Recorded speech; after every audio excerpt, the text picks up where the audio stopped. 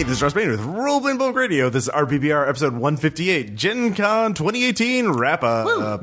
Yes, and we're going to be doing this in segments because many of the RPPR people went, had a great time at Gen Con, and instead of trying to get 8 people to talk at once at the same table, we're doing... Are you saying that would be chaotic? It would be very chaotic. And I want the listeners really want to find out what games we played and what kind of things they should be looking out for, all the great fun stories we had at Gen Con. So we're breaking this up into little segments. So you all get more time to share your stuff.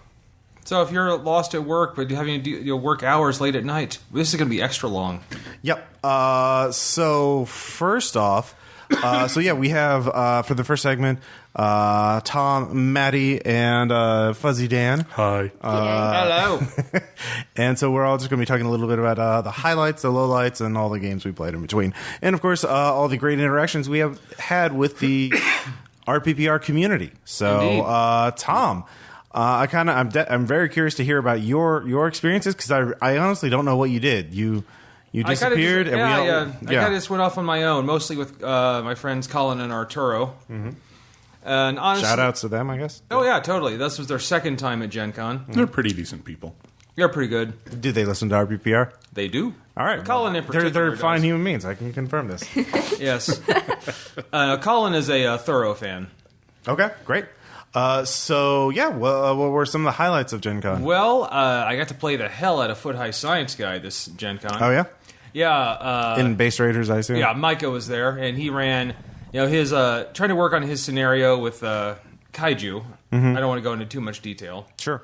But he ran two of the three games, and I got to play in both of them. These were unofficial games, sort of not scheduled ones. Every game I did was unofficial. Did anyone record it? Do you know? No, we did not have a recorder. Okay. Yep. No, I think the only one we had, Aaron had one, but we did not have one of our own. Yeah. All right. Well, that sounds cool. You have meeting up with a lot of us met up with fans and played various RPGs. Yeah, that's good. The Base Raiders is still being played. Yeah. Ian Weber, one of our fans. We played a lot of games with him. Yeah. What else? He also we played the two games I bought quite a bit. That the two that I bought, non RPGs, but like board and card games. That great. Really impressed me. That you bought at that Gen Con. I did buy them. Yes. What are they? One is, and I don't know why I always space on the name. It's a card game where you essentially pitch, just like Channel A, but you're pitching a movie script. I think Buy the Rights. Yeah, Buy the Rights. Yeah, Buy the Rights. That's it. Yeah. And of course, for the show notes, I'll have the correct name and a link to the manufacturer. Yes, as I've had to do many a year. I'm a monster. Yeah. But they're premiering it there, and what is this game? That's, like I said, like Channel A. You have a deck of cards, and you have to form out of 4 cards, create a movie script, and then you have to pitch it to the producer. And so, in that way, it's a lot like Channel A. Only this one's a little more structured. It's always a genre card, a descriptor card, a hero card, and then a plot card. Mm-hmm. So you have to make a script out of those 4. And the producer, what I like this one, unlike Channel A, doesn't have to make one person the sole winner. Mm-hmm. He has $20 million that he can split among all the players. Like if he likes more than one script, he can buy more than one script. I see. And essentially, once you go all around, whoever has the most money is the winner. Okay. And it's weird. What I really love about it is you can occasionally put a script together that's like, I really want to see this movie. All right. That does sound fun. How much did it cost? It was $25. Okay. Sounds like a good party game. And they also had a one-deck expansion for 80s action movies that they were selling there. Did you pick that up as well? I totally bought it, yeah. Of course you did. It's like one of the descriptors is mulleted. Yep. Well, yeah. 80s. All right. Yep. That is true. So what was the other game you bought at Gen Con? I bought Good Critters. Good Critters. Yes. This is. I saw that game in the exhibit hall. I bet Tom's going to buy that. I did, and I actually got a chance to demo it with the creators. Mm-hmm. It's essentially it's a game that goes really fast. What kind of game? How would you characterize? Essentially, is it a board game or a card game? It's a card game. You're criminals, and yes, in the game they're all anthropomorphic animals. So, they had me at hello. That doesn't sound like a game. I know, right? But essentially, you're criminals and you're divvying up the loot of a heist. And you're essentially trying to, you're playing against each other. One person is the boss, but you can, say, like, we don't agree with the way he divvied that up. I vote no. And, he shouldn't be the boss anymore. Yeah. So it's kind of like, it's a game where, it's a game of backstabbing and politics and divvying up money, making sure that as the boss, you want the most for yourself. So you had a lot of fun with that? Totally had a lot of fun. The game goes really fast, too. Oh, cool. That's a good idea. Yeah. Longer games can be really rewarding, but it seems I play a lot more different short games than a few longer games. This is true. In terms of board games and card games. Why do you keep looking at me like that, Ross? I'm sure you will elucidate me in a little bit, because I do know what your experiences were to a certain amount. I do know one. I'm thinking, of course, one board game, but we'll get into that later. I can't imagine what Tit could be. Cool. Any other particular lowlights? Or highlights? Actually, a game I bought several Gen Cons ago called Shard, which is a fantasy RPG, which is it's Is it also a furry game? It is, but it's really high concept, and with really amazing art. And this is the only game I've seen this company make, but they finally had a new book for it this year. Yeah. So I bought that. So it's mainly about. This one's all about mystical martial arts and magic. Interesting. Okay. Can I play Jean-Claude Van Swamp? Hey. You can totally play that character. That would be a frog person with martial art powers. Indeed. Yes. Bullfrog. I can't understand. I can't understand what anyone would not want to play this. Mostly looking for that large paunch in the middle. Cool. Oh, you got to have that. You got to have that. So any particular interesting anecdotes or stories from Gen Con? I actually got to speak to Kevin Symbieta. That was interesting. Okay. How was it interesting? And yet you're still here. No, it's he's a con man, not a killer. Let's be honest. Yeah. I just figured you would get sucked into the Nope dimension after talking with him. No, I was replacing one of my old TMNT books that I really liked for nostalgia, but it was falling apart because I literally got it in 1991. Okay. So I bought a new copy, and he was actually the one manning the booth at the time. Mm-hmm. So I kept it pleasant. I didn't have a press badge or anything. I'm not representing anyone at the time. I'm on my own time, man. Personal time. But I just discussed. Yeah, this is the game I started RPing with back in '87. Mm-hmm. And he's like, "Oh, that's cool." And we chatted for 10 minutes. Mm-hmm. He seemed perfectly pleasant. Well, a lot of criminals are. Yes, they have to. And I say this reminding people that Kevin Symbieta ripped off hundreds of thousands of dollars through the Robotech Kickstarter. Robotech Miniatures Tactics Kickstarter has yet to fully fulfill it to its backers. So I feel like I have strong First Amendment grounds to say this. Well, come on. It wasn't that long ago, was it? 3 years ago? See, it's not even as bad. It's not even 4 years yet. It's been pretty quick. Those people were probably really pissed that, I'm sure they're fine. Also, there was that time that his company almost went under, except for he sold art for $10,000 a piece in order to keep the company afloat. Yeah. Okay. People made a choice. Okay, I can't keep doing this. Come on. No, it was fun to speak with him, but just at the same time, wow, I don't think I'd be doing this. I have to do this. I have to speak to him. You that's not actually true. You didn't have to. You felt compelled to. I felt compelled to. Tom, you had eBay. You could have gotten the book off eBay. And I know, but I was there. I was there. Yeah, that's one of the interesting business practices of Palladium that may have helped them keep afloat, which is very unique, is that they always keep all of their books in print. Nothing goes out of print because they have literally their own printing press. So they run out of, and they're all black and white paperback books. So they're cheap to print. Oh yeah, I went there. Yeah, that was another thing I want to notice. I always like to see, what do they have new? Because most of the time, they're still cranking shit out. Well, but most of the time, if they have 3 new books after a year, that's a lot of work with them. And they had 3 or 4 new books, which it's more tables and shit. Good, yeah. Okay, goody gumdrops. Let's do this. And and the only hardcover book they have is their re-release of the main book. Yeah. You sound angry about that. Why can't we have more riffs? No, it's why can't we have more books that'll last longer than a year?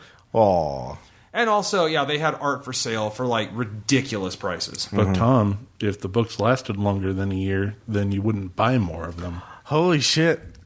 Damn. See? He gets you from both. Yeah. That's how they get you. That's how Planned Symbiote. obsolescence. That's how Symbiote got you. He got you, Tom. But then I walk away and I realized, oh yeah, I don't have to do anything else. Yeah, but you gave him money. You're enabling him. We all gave him money, Ross. Throughout do. our lifetime, we have given him money. I admit it. probably I say did give I him never money. did. I never gave him money. I gave him money. In order to run Rifts the Eliminators, I had to have a copy of Rifts, so I bought it as part of our Christmas grab bag. Yes. Yeah. So that's my shame. I acknowledge that now. Moss, I forgive you. But I think the RPPR listeners forgive me because Rifts the Eliminator is a funny game. It's funny a great episode. game. Yeah. Well, no, it's still like, and again, everyone I spoke to, there was a guy. There was actually twice this happened. There were guys that were kind of walking around the Palladium booth, and I was looking at like some of the Rifts books that I had never bought before. Like should I? God, of course not. But a guy comes up, oh hey, like Rifts player, like yeah, a long time ago. And I think that's then the guy's his smile faded. Like I think that's the case with everyone. We played this a long time ago, and then we can't anymore. Yeah. Like well, like and he says yeah and almost at the same time the settings are great. So he's both said that simultaneously, but they're like, and then literally finishing the other sentences attached to this shit system. Yeah. Which like it's like so like you homebrew it. Like I've thought about it. Like I think every gamer I know likes the Rift setting, but we always put it in a new system. Yeah. Fate. Or Cinnabar. Why not just make go fucking run in Cinnabar? well, it's like okay. Oh my god, Dan. Dude, No, Dan. you can't make me. No, not that. But imagine, dude, we could play characters together. Jean-Claude Von Swamp, Bazooka Raccoon, same team. As long as I don't have to do character creation. Oh no. We'll totally. Dan, could you run Rifts in Anima? Probably. Okay. But All why? right. It's a complex system. I mean, if you want your Rift setting to be anime AF, Yeah. we could totally do that. All right. right. It sounds like you had a very fulfilling Gen Con. It was a very good Gen Con. Yes, yes. We had like lots of meetups with fans. It was awesome. We ate a lot of meat. That was good. Yeah. I did miss that the meat name. I mostly. Maddie, it's like you were there. Yeah. Yep, yeah, I was. Yeah. So Maddie, traveled the farthest to get here out of all of us. A few miles. yeah. Miles. Yeah, 1 or 2. Well, kilometers really. Oh, I'm sorry. Yeah. So Maddie, this is your first Gen Con. So please give us, tell us everything. Like how.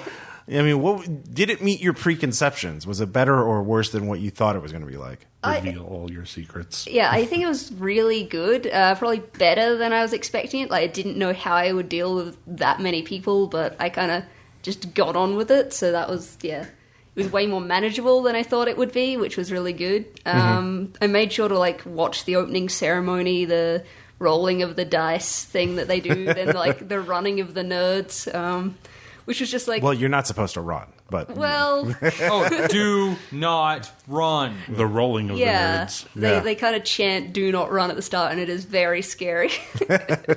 And then I just kind of braved the exhibit hall like that 20 minutes after everyone else had run inside. Oh yeah, the very first time you enter the dealer room. Yeah. You never forget that. Yeah, so that was pretty cool. I didn't really have a plan. I just kind of had 2 booths that I wanted to go to buy specific games, and the rest of it was just like wandering around a little bit. But I got a card game that I keep getting the name of.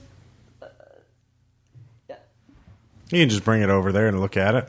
I am going to mispronounce Hanamikoji. It's a 2-player card game where you're trying to win the influence of geishas by giving them instruments or the Gifts. Gifts. Yeah.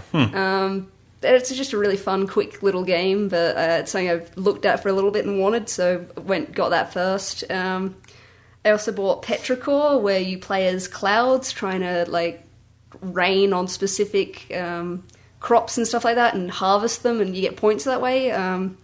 So That's kind of meta. Yeah, I haven't got to play it just yet, but looking forwards to it. Yeah. Okay. And had you heard about either game before you had come to Gen Con? I was kind of like doing research in the week leading up to, just kind of like what's releasing at Gen like on Con, Board what's Game gonna be Geek or out. something. Yeah. And I kind of saw those and went, they look really interesting, so figured I can get a couple of games I can fit in my luggage back home, so I got those. I also demoed a game called Grackles. It's kind of like a tile placement game where there's 4 colored dots per tile. There's 4 players, or up to 4 players, and you're each a color. And if you have 2 of the dots in a line, you can connect that line. It's kind of like Go a little bit, but you're kind of building a 5x5 grid of these tiles. And once you put a line, you've blocked off that line. You can only extend it. Other people can't cut through it. So it's a neat little strategy game. I demoed it with a second person, and it was really good. We played it with 4 players, and it was just a little bit too chaotic, or like a little bit too much. Everyone was cut off with 4, but I reckon 2 to 3 players, it's a pretty good game. I also demoed a really good game I liked. It was like, I don't know, it was like, I forget the name of it, but it was based on like ladders, and you had to, it was like reach the moon or catch the moon or something like that. And it starts off, there's some ladders on this base, and then you roll the die, and it tells you how many ladders you have to add on this, and it's kind of a dexterity game where you're manually balancing ladders upon ladders. And it just looked really cool, but when I asked them, like, so how much does this cost? They're like, it's out in October, and I've gone, well, that's not helpful to me at all. Why have you done this to me? That was sad, but I mean, I know I'm going to be looking out for that in the future, but Australia and shipping, so we'll see how that goes. Smuggling games back seems to be a little more cost efficient than normally shipping them. Yep. I mean, well, I say that by meaning I put it in my checked-in luggage and go normally because I am not a criminal. Yeah. No, I just have this image of Maddie now as an international gaming smuggler. Yup. Oh man, dude, there's a movie in there somewhere. Yeah. I know, right? And a game. There's a game in there somewhere. And a movie about the game. Ooh. I also did that poi class that I signed up for. So they gave us like socks with tennis balls in the end of them to practice, so we weren't like setting anything or anyone on fire, including ourselves. Yeah, please don't burn down the convention hall. Yeah. Please don't, yeah. But it was really good. The instructor was like really knowledgeable and kind of like had one-on-one time with everyone after like he'd give a demonstration, and we'd all be trying to do it, and he would help us all individually, and it seemed everyone kind of got the basics, which was really cool. And he had like a handout and stuff, and you got to keep the socks, so you can practice at home and stuff like that. So I reckon I'll keep trying to do that for a bit, and it was cool. Cool. Glad I signed up for it. Yeah. And I assume your interactions with the RPPR community were largely good? Yeah, everyone was really nice. Like, we had the meetup, Friday? The official meetup was Friday. We had a pre-Gen Con meetup on Wednesday evening because we had better travel plans, so we got there earlier Wednesday, so we had time I think we should totally do that next year, too. Yeah, instead of trying to get there earlier on Wednesday and also breaking the travel up among 2 days, really helped. We had the Friday was the official meetup. Yeah. I know both Wednesday and Friday I drank a lot, but I chatted with a bunch of people, and just everyone was the loveliest, and it was really cool. Like, because we'd run out of table space, so 4 people would walk down the hallway and just steal tables from like half full rooms and like reposition them. It was just a really good sense of community. Like. Yeah. I don't think I would have enjoyed Gen Con half as much if it wasn't for, like, the fact there was 30 people there together as a group kind of thing that were hanging out every night. Yeah. Obviously, making a sort of a community of friends, even if you only known them through online interactions, and then meeting them for the first time or for more than once, and then being able to hang out and play. Because, the official games are all fun, or hopefully fun. Not always, as we will find out. Oh God, yes. And well, just this year, we're not talking about past years, but I know. Just in general, but the meeting with people you already know and playing out, breaking out a new board game, learning it, or playing an RPG can be a really fun experience and memorable too. So you did get some RPG stuff in there. Yeah, I got to play in the Clancy game Wednesday, which was really cool. And interesting to experience. That I've never been in a player situation where that type of GM is there. Like Glancy's something special. Yeah. Yeah. It was very fun to be a part of. And what part of the Great Wars was this game set in? I know after 40 minutes we got to introduce our characters. I mean, that's standard. But this was actually set in the 1930s. Yeah. Oh, wow. Yeah, we were playing. It was a Delta Green game. Delta Green game set in the 1930s. So, Not Depression era? Like, not military? not military. Huh. Like, well, technically, our characters were Office of Naval Intelligence, but we were in Boston Okay. investigating shenanigans. So, like, I'm guessing nothing bad happened, and you. I'm having trouble placing Yeah. because I know after a Glancy game you have. Clancy's expanding his thing. I mean, the game only lasted less than 4 hours, I think. I know a Glancy game like gives you an honorary associates in a period of history. So I'm trying to place what associate's degree Maddie now has. I would say, Depression? interwar period. Okay, that works. Interwar period and military espionage, because that was sort of the focus of it a little bit.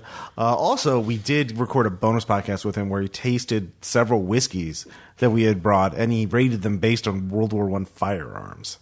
That he knew off the top of his head. That Yeah. tracks. Okay. That's. I think that you sounds said. I think you Glancy. said like the lowest rating was like the show. Yes. That I was a one. I figured that was going to be the worst. Yep. I'm just going to sit here. I mean, we all knew, we were all thinking it. Like the show, yeah. Oh yeah, we all were. Totally. Yep. I like it. We're all experts in World War I firearms. I like World War One. What can I say? I know you do, Tom. You like every war with the Germans, though, Tom.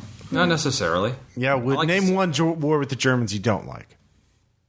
What? Well, Please rephrase that question. One war where the Germans fought that you don't like, that you aren't interested in. Franco-Prussian War. Okay, yeah, all right. No one likes that war. That doesn't count. That's like saying I don't like Nickelback. There you go. See, it's the Nickelback of wars. Sick bone to that war. I don't. What about the Emu The thing is, War? Germany. That's a great war, but the Germans weren't even involved unless they were secret German emus. In what war? The Emu War. There's not. Yeah, they weren't. Yeah, Dude, Germany's a young nation, Ross. They weren't. There's not a whole lot wars to go back with. All right, fair enough. But anyway, Yeah. I also played in 2 of Bridget's games, one Yep. of them for the Patreon.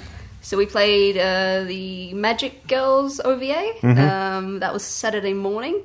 And it went really well. We played it with the Q system, I think. We played it with the cards. Yeah. I'd never used that system before, so that was really fun to start playing with. I reckon I want to try and do that again. yeah. Nice. And then there was the one we did, I think, Friday? I don't know. Yeah. Time blurred together. It wasn't Friday because I was way trash for that. I believe that was Thursday. There was some night. drinking Yeah. going on. It was Thursday night. Yeah. So that kind of feudal Japan. I'll have to get the exact name from Bridget, but Bridget found a game written by an Australian game designer who mostly ran this game at conventions, and is a very role playing, storytelling heavy game. Like it's played in 3 acts, and you only have conflict resolution in the 3rd act.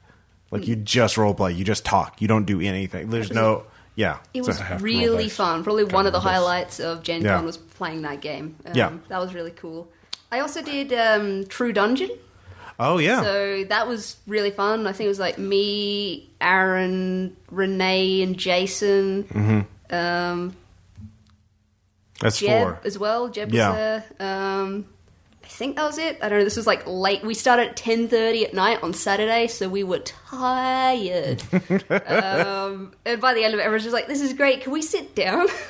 But it was really cool. They had really good production values. Like every room you stepped into, you were kind of like, "Whoa, this is cool looking." And like all the actors you interacted with were like full makeup or like prosthetics, and there was like really cool interactive puzzles that you needed like good communication skills for, and like you had to work out what it was in the room. Like, all right, so things are flashing. Why are they flashing? How do we make them stop flashing at the correct moment?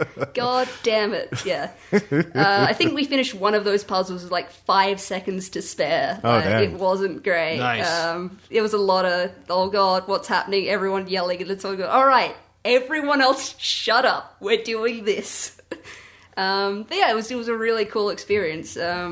Not sure if I'd do the True Dungeon again next year. I think it just depends on what time we get available. Sure. Because it was really exhausting doing it that late on a Saturday, but Yeah. like if you go to mornings, But it was money well spent. oh yeah, like definitely money well spent. It's more just knowing how tired I was. Mm-hmm. Yeah, I reckon if I could do it earlier, like a Thursday or a Friday, would have been way more involved, I guess. Sure. Yeah. Can I ask what the final boss was this year? There was a guy dressed up as like a tiger, like kind of like prosthetic tiger in a like Rakshasa? dapper jacket. Yeah. Sasha? Probably. Yeah. It's either a were-tiger or a Rakshasa. Maddie is obviously an expert in all D&D monsters. Yes, I have played the D&D. Yes. I can tell. You definitely strike me as a player of the D&D. We kicked all the monsters' ass real quickly. Like, at one point, cause there was 6 of us, we had 4 other people together with us, which was cool because they had like a lot of high-powered, like they did this for a living almost. Like they had binders of tokens and like, oh, you're the rogue, have this token that lets you take the treasure and the clue and all this stuff that was just helpful. Like, please give it back at the end, but they were really helpful. They knew what they were doing, basically. But there was a moment where we've, just destroyed the first boss, and they've just looked at us going, you're all really good at shuffleboard. How were you at shuffleboard? I am really glad we did shuffleboard together that one night at the sports bar, because Caleb taught me how to shuffleboard.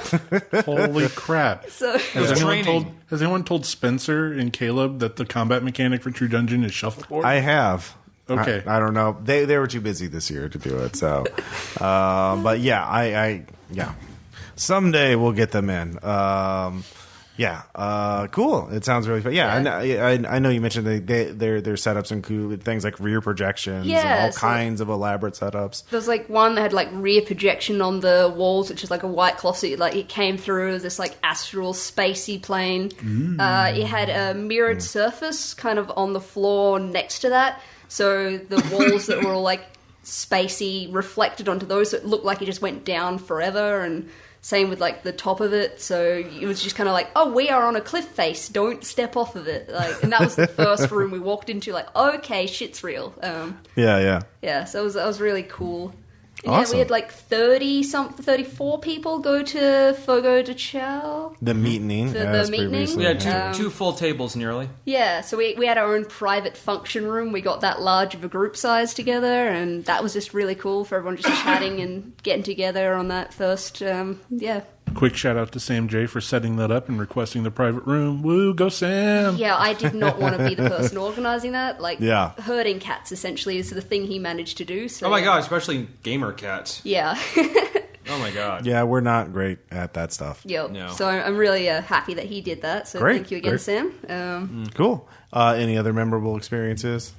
God, probably. Well, if something comes up, you can interject. Obviously, Yeah. Also, like for example, Tom. I was want to doing give one that. more shout out. Sure. Corey Bing, one of my favorite artists. Mm-hmm. She was there, and she did all kinds of. She did commissions for me and my friends, and she's just the best. Great. She's the writer and creator of Skin Deep, which is one of my favorite webcomics. Also, she's going to have a Kickstarter coming up for her latest compilation book, so you should totally support that because that'd be great. Okay. Well, Nice. Noted. So Dan, I didn't see much of you either through Gen Con. So I was a bonehead and really didn't pay attention to the times of my events this year. Everything started at noon, which meant that my time in the dealer hall was fairly short. So there's that. Well, if you're on a budget, that's sometimes a blessing. Sure. So notable purchases for me, from one of the booksellers, I did manage to pick up another Anima supplemental book. Ooh. No crunch, all fluff. The Supernatural Exet, which is just full of artifacts and magic items and stories behind them all. So I can totally rip them off for other games, and no one cares about Anima, so no one can call me out on stealing it. Also picked up I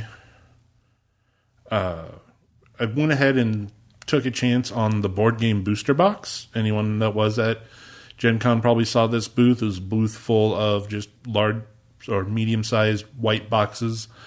For $50, you got at least 4 board games / card games. MSRP was guaranteed to be around $120. The 4 games I got out of it one was called Eleminis. It looks like a really cute elementals-based matching game. You can use it also to play Memory and War because all the elements can fight other elements. Did you actually get to play any of these? No. Okay. For games that I played, I did manage to do a Dresden Files LARP from Infinite Imaginations Incorporated, and it wasn't until I sat down with them that I recognized, hey, I did a Dresden LARP with these guys 2 years ago. This will be cool. And then they handed out the packets for the different characters, and the packet I got was a character from the last time that I LARPed. And I was like, okay. And then I started reading the prompts, and then I realized, okay, so they've built an entire mini sub-universe in the Dresdenverse where all of their LARPs influencing this created its own canon. That's fun. I enjoy this. That's neat. Yeah. Nice. So how did it go? It went pretty well. The goals that my character got were a little obnoxious and really depended, because I played a fae that used to be a human that had people that in the human realm that he wanted to be taken care of, but could not be taken care of by winter.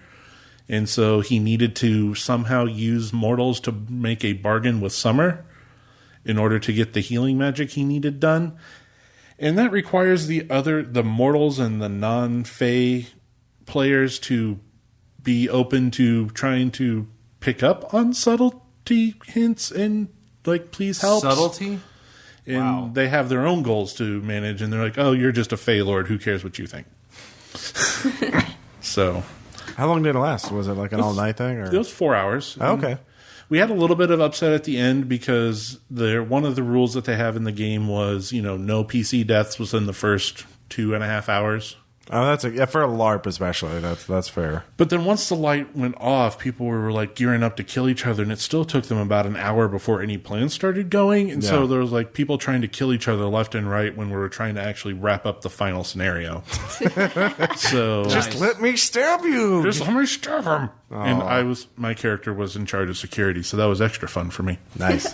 I was like, just put a knife in it. Yeah. Oh, stop it. There was another Dresden Files game you tried out too. Yeah. All right. So I looked at it when I signed up and was like, oh, Dresden Files First Edition. That's a fairly important distinction with Dresden Files Accelerated coming out. I should probably play in a Dresden Files game before I consider picking up Season 3 of Obelisk. I would like to play in this game. Signed up for it. Showed up, got there a bit early. A bunch of other gamers are sitting outside just like, I really want to play this game. I really hope no one shows up. I want to try to get in on an empty seat. I want to run Dresden Files Fate for my home gear, but everyone has the same commentary. The system's really hard to wrap your head around unless you've had experience in Fate before, especially Strange Fate, Kerbos Club, the really advanced rule sets, like Base Raiders. What? So we sit down. The game starts about 15 minutes late because the GM was finishing up the scenario from the previous game, running the same scenario for a different group, and they still didn't make it through the scenario. Red flag number 1.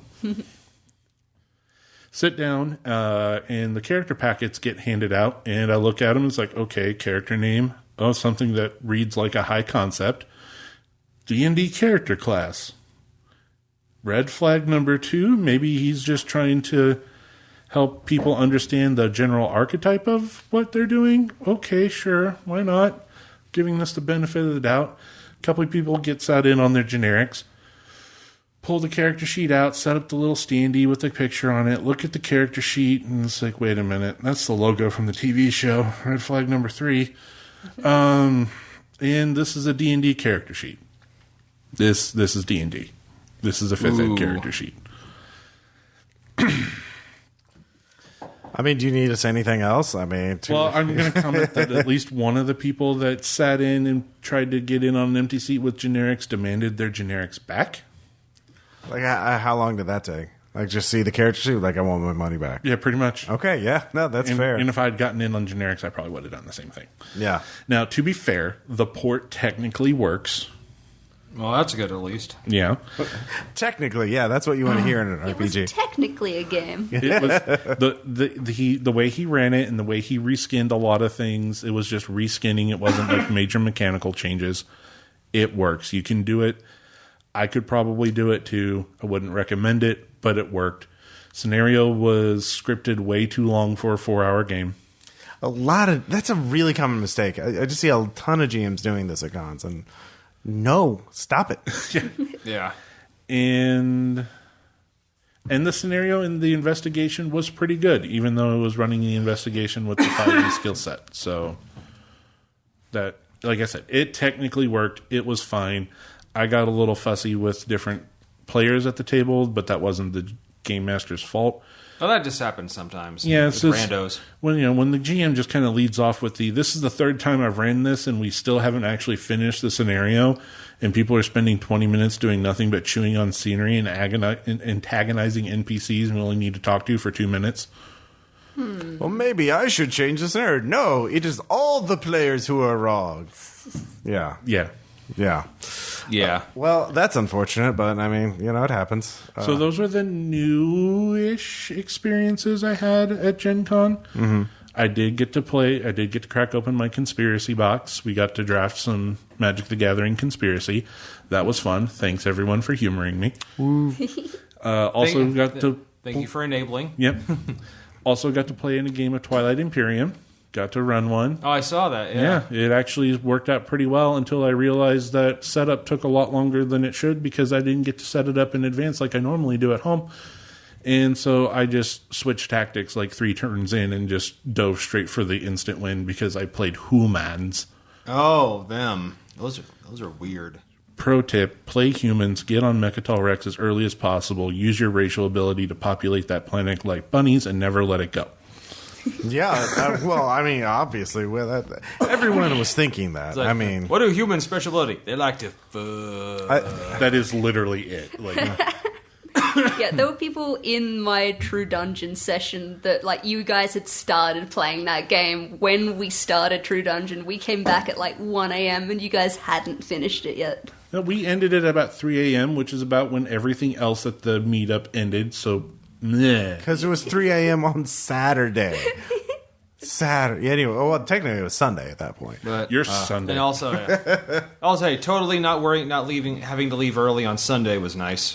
Yeah, being able to have a last lunch with Burke before he left for the airport was good. Shout out to RPPR fan Burke. Mm-hmm. Yay, Burke. Yay, Burke. Yay. We're slowly figuring out this whole Gen Con thing. We are, just a tiny bit. But yeah, totally. 10 years into it, still revising the plan. 11 years for us. Yeah, well, 11 years for me. I think you And came... I was with you the first time you went. Yeah, I don't remember. With your friend. 2007. Yep. Diana Botsford, Yes. my script writing teacher. I guess for me, I would say probably one of my highlights, obviously, was the RPPR Live meetup, which we fully recorded. Big shout out to Sean Greenwald, who was not able to... Our RPPR Sean, local Sean, because he was not able to come to Gen Con, but he gave me a board game before we left, And he was represented. He bought it at a thrift store or an antique store for $1. It's still over there. It's called No Respect. It's the Rodney Dangerfield game. Apparently, it's a good game. No, Maddie, that wasn't an invite. Yeah, to no. Yeah, because this is radio. Yeah, So we brought it out for the live meetup. We did a live after-hours review of it. And Dan seems incredulous about this. I mean, the game itself has nothing to do with the stand-up work of Rodney Dangerfield. What I understand is, I've heard people. No, it's a fun number strategy game, but there's no reason Rodney Dangerfield should be on it. That's what I heard from the people that played it. They were all drunk. You should not trust their testimony is tainted. Well, then be drunk. Yeah, okay. I mean, then a lot of things are fun drunk. That doesn't make the those acts inherently fun. Throwing rocks at a hornet's nest is fun while drunk. Riffs could be fun theoretically if everyone was plastered. That doesn't mean Ross riffs repeating what I just said. So thank out for Sean for that. And just we had a lot of really good. And thank you, alcohol. Yeah. Also, huge shout outs to Bridget and Faye for making it all the way from the West Coast to be with us at Gen Con. Hell yeah. Bridget ran some great panels that we will be posting. And she also ran some games for RPPR Patreons, as Maddie was alluding to earlier. We recorded those, and they'll be online sometime soon. Made RPG. Yeah, we did that as part. We actually ran a very short session of Made RPG as part of the live meetup, and that was great. My character's description was pure and sexy, so pure sex. It was great. Pure heroin? I mean, it was Someone also, was a pure heroine. Ross was pure sex. Oh, Yep. I was pure and a were-bunny, apparently. yeah, shapeshifter. Yeah. Or something, yeah. And, yeah, kind of reminds me a little of Bedlam Manor, except you're not trying to cover things up to more. Yeah. Or there's no mythos shit, usually. As you do, you know. So yeah, we will have that. I just need to mix. Adam from RPX recorded the studio, or the audience had a lot of questions, and he recorded that separately. So I'll have to sync them up before I Ross, post the that panel. sounds like editing work. It does sound. I actually do edit sometimes. I just, I am. Yep. I can't edit, as I will have. I'm not saying that you can't. Yeah. It was kind of implying that. No, it's just that, just like the spirit is willing, but the flesh is tired. I'm willing to do it for the good of our fan base. Our listeners deserve it. They deserve to hear the questions. The greater good. Of the meetup, as well as the thing. I've already posted the first panel, game design workshop, where I talk about Ruin, which I've play tested twice now, and I have ideas to make it even better. It'll be a real game someday. That's not how playtesting works. It is? Kind of. No, playtesting is where you confirm all the biases about how great your game is. Oh, yeah, sorry. Yeah, what was I thinking? Don't be cray, Ross. Yeah. So I bought way too much, as always, for Gen Con. A couple of purchases I do want to get mentioned, though, because they're going to be super fun, and we're going to try to get to them on the podcast very quickly. One is the Witcher RPG, based on the novels and video game series. Then, of course, I did pick up Wrath and Glory, the Warhammer 40k RPG, with rules for playing orcs and Eldar, among others, not just humans. Mm-hmm. So we'll try that out as well. Yes? Can I have a Necron skull? You could. I thought that technically wasn't allowed.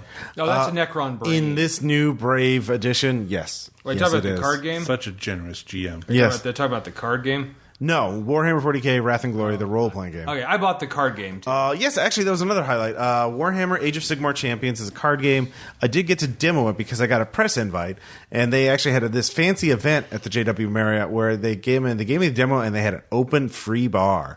So I got 3 glasses of sangria, which is like Chardonnay and lemon ginger and all this fancy stuff. It was great. I got Maddie one. It was great, and I got a bag, cards.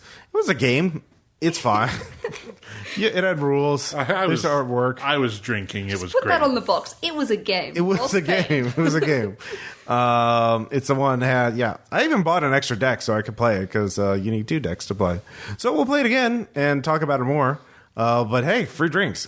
Good job, Warhammer. We demoed the Warhammer Kill Team as well. Yes, we did do that on Sunday, and that's actually... what do you think, Maddie? Actually, I'm really curious about that. I don't play many minigames, but it was very fun. It seemed like it goes very quickly. Like, it wouldn't take several hours to do just a game. Like, we were pretty much close to the end of that skirmish before we just kind of packed it up and went. It is a little bit dicey in terms of, like, a lot of rolling... and a lot of your success is based on luck in that sense. But I mean, that kind of dicey. Yep. Yeah. Because it uses standard Warhammer rules, which is roll to hit, roll to wound, roll armor saves, and then they add another step, roll to see what kind of injury it is, whether it's a flesh wound or it's a mortal wound. So that's like 2 or 3 dice rolling, up to 4 different sets of dice rolls that have to be made for a single shot, a single attack. You know, Ross, in Anima, you just roll 1 set of dice and compare it with the results table. Yeah, I don't buy that as being simple at all. I've seen the character sheet, Dan. You can't lie to me. Dan is no liar, sir. I've seen the character sheet. I've seen it. Yeah, what else? We played the BattleTech pods with Dan. Oh yeah, I finally got to do BattleTech pods. How was it? It's a really cool thing, and I'm utterly horrible at it. That's been the general consensus. Everyone I've done it once, and it was the same thing. Like, I suck at this. Yeah. So I think my You did better than main I did a little strategy bit. Yeah. was to walk directly into someone while firing, and then would both explode at the same time. Yeah. Yeah. We were all playing the Mad. It was not just us two, but also Dan VK. I think from Beer Machine. Shout out to Dan VK. And then one other person who was obviously a skill player, playing a tiny mech that was very fast, so would just literally run rings around us and shoot at us while we couldn't shoot back because we were big, slow, stompy mechs.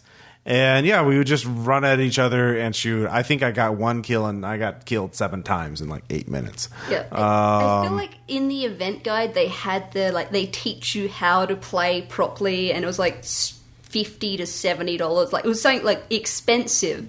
To go through like a training mission. But they give you an hour, and they kind of train you on each one, and so instead of just like paying money and jumping in and going, I don't know what I'm doing. Like, a lot of people might have done that at the start, and then or they're just veterans from doing it multiple Yeah. years. I mean, it seems pretty standard to a lot of mech or kind of games that uses a joystick. Like, if you've played other similar games, you could probably pick it up pretty quickly. But I have no control over, like, I have no experience using joysticks for aiming and shit like that. Like, I just don't. I use a mouse. I don't use it. Yeah, the up down was definitely inverted for me. So anytime I tried to like look up, I would be staring at my feet for just a little bit before Well, I gaze upon your feet. Yeah. Gaze upon them. Yeah, for me, it's just I couldn't. Yeah, I'm not good at aiming at that kind of thing. Anyways, it was still fun to try out because they've got a really good presentation. Yeah, so yeah, good point. Thank you for reminding me of that.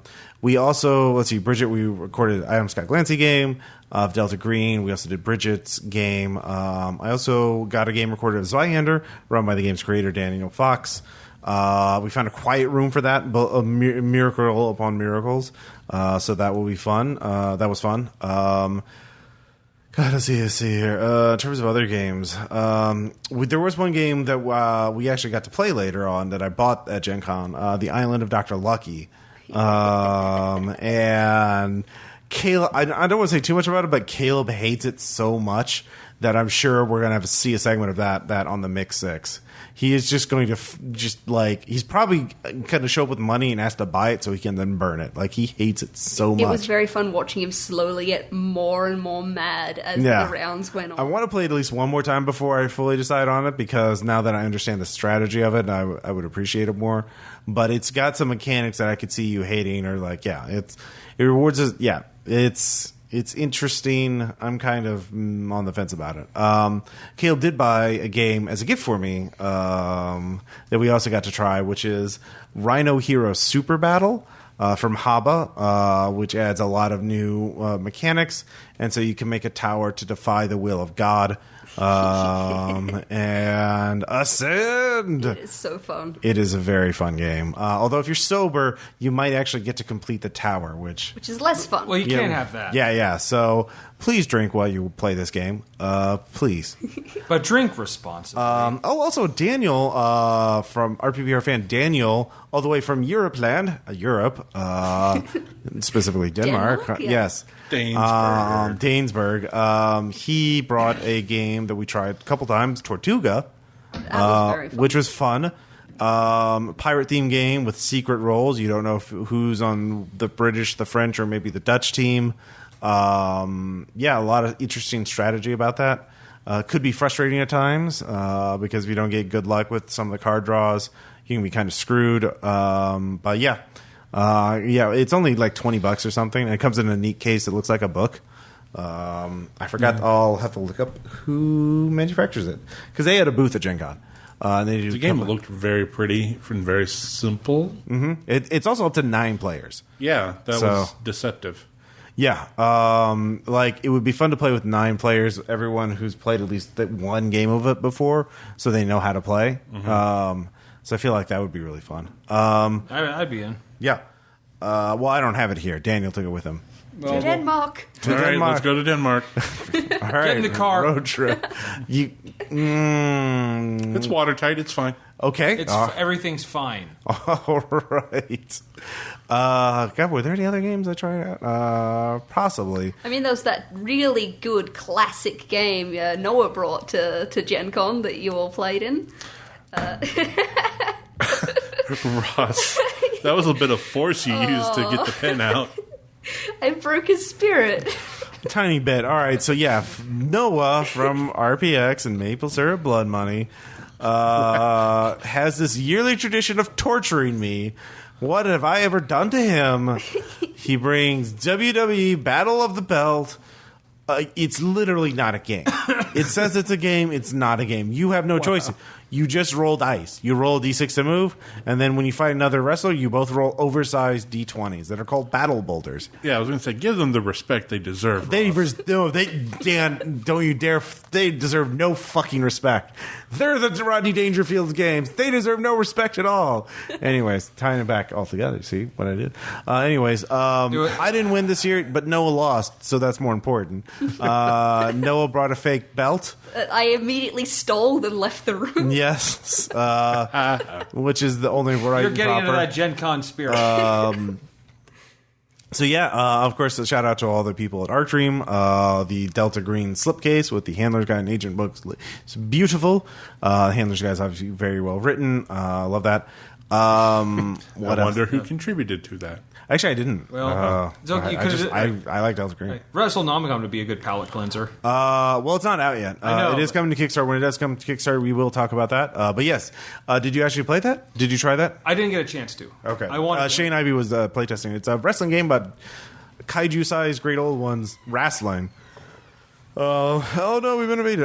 So what's happening? Home invaders. So that ends my talk. And in a second, we'll have Aaron to talk about his experiences. So yeah, I'm sure if I remember more shit, I'll talk about it. But yeah, You'll talk. Yes, Ross, you will.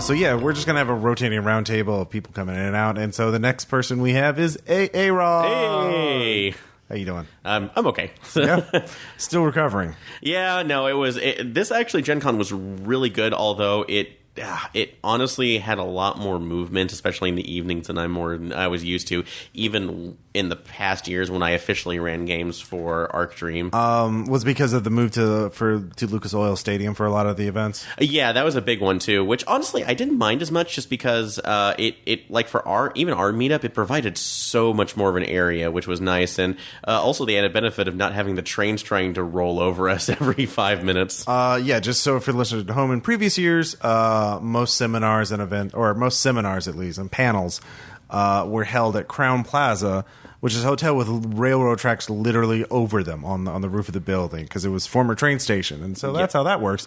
But this year they moved them. The convention center now is an underground path that leads to Lucas Oil Stadium, and there are many meeting rooms in the bowels of that massive structure. And so we had all of my events were in Lucas Oil Stadium, including the meetup. And but you also ran Red Markets too. Yeah, I only ran one Red Markets game this year as my schedule permitted, but it actually ended up being really interesting. So I actually ended up finding out that because we were given the two packages, Le Coupusier and then the it's like in the the pre-packet, and I found out the other group was next to me. I had two guys who already ran the pre-packet. I'm like, well, shit. So I had enough to basically mix and match as I needed to. So using Telluride Funeral Services, and we did the job of going to the convention center to get the Scholastic books where Black Math is hiding. So. Which was tons of fun. But I wanted to mix it up even further, and Jason was kind enough to give me a job that he had specifically done. It was specifically written in the case where if a player came in who was just an utter asshole. Oh, a leg, you mean? Yeah. Yeah, for a leg. A leg on the trip. Yeah. For the trip to basically push them in, and my guys were actually doing pretty well, but I wanted to see how they would react to the challenge.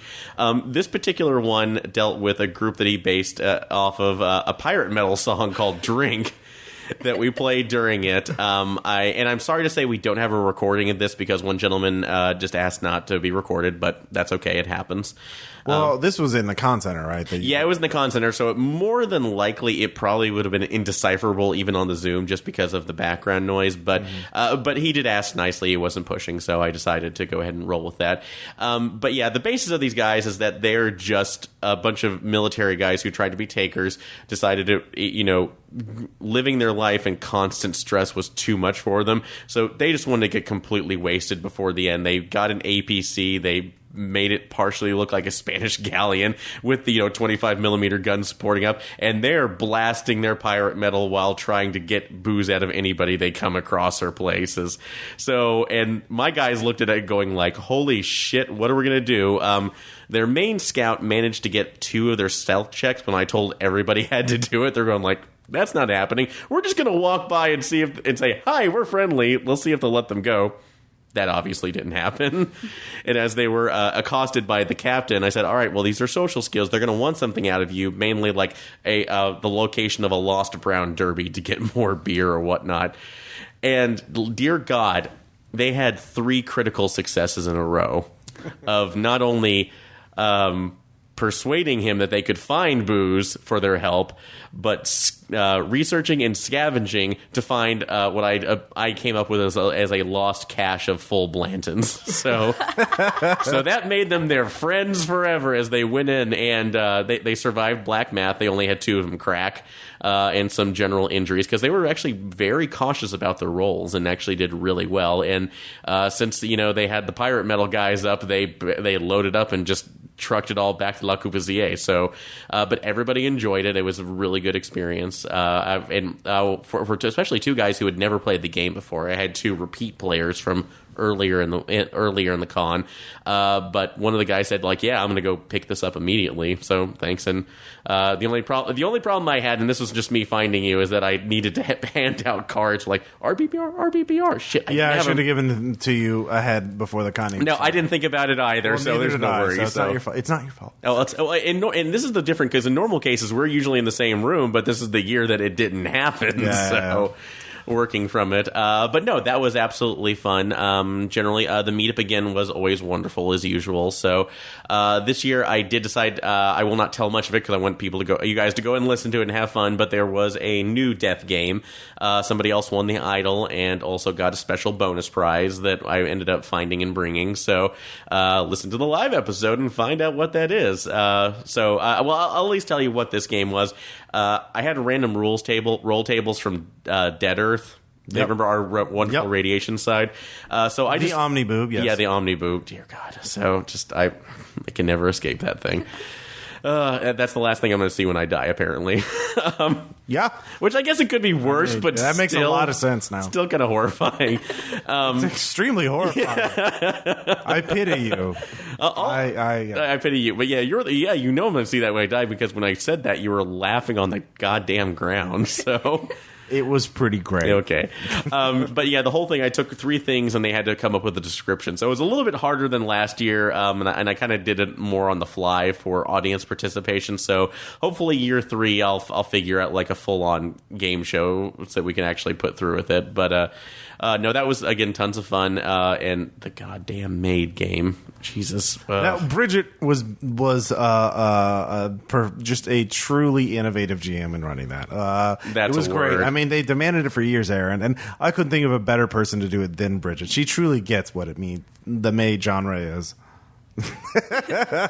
let my silence fill the airwaves. I just like my character's description was pure sex. All right. Yeah, pure sex. Yeah, but again, but everybody kind of stopped dead because I was given like the 53-year-old one, and I can only think of like a chain smoking Cloris Leachman. You've been like the boss from Metal Gear 3. Like, why are you here? Yeah. I am made. So, no, that was all sorts of fun. The other 2 things that really were big outside of games. I'll actually go first before the floor because I actually did stuff on the floor this year. There was a game I ended up playtesting called Clockwork Dominion.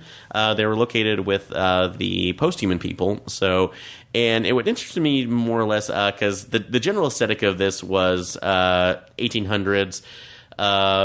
it looked steampunkish, but they were very much saying like this isn't the aesthetic. It's like weird 1800. That's like weird 1800s or Victorian times. Wild West, they talked about bringing in things like Aleister Crowley and that side of the magic, which kind of works or not. Demons, monsters, and apparently a whole set of where the world essentially is broken and you're just trying to prevent it from being completely fixed. Or completely returning to chaos, is the gentleman who was explaining it to me.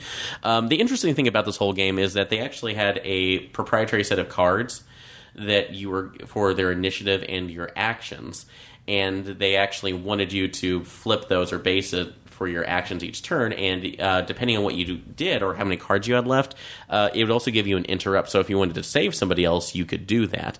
And with the group that I was playing, which Peter was with me on that play test, our friend Peter, he actually ended up getting shot.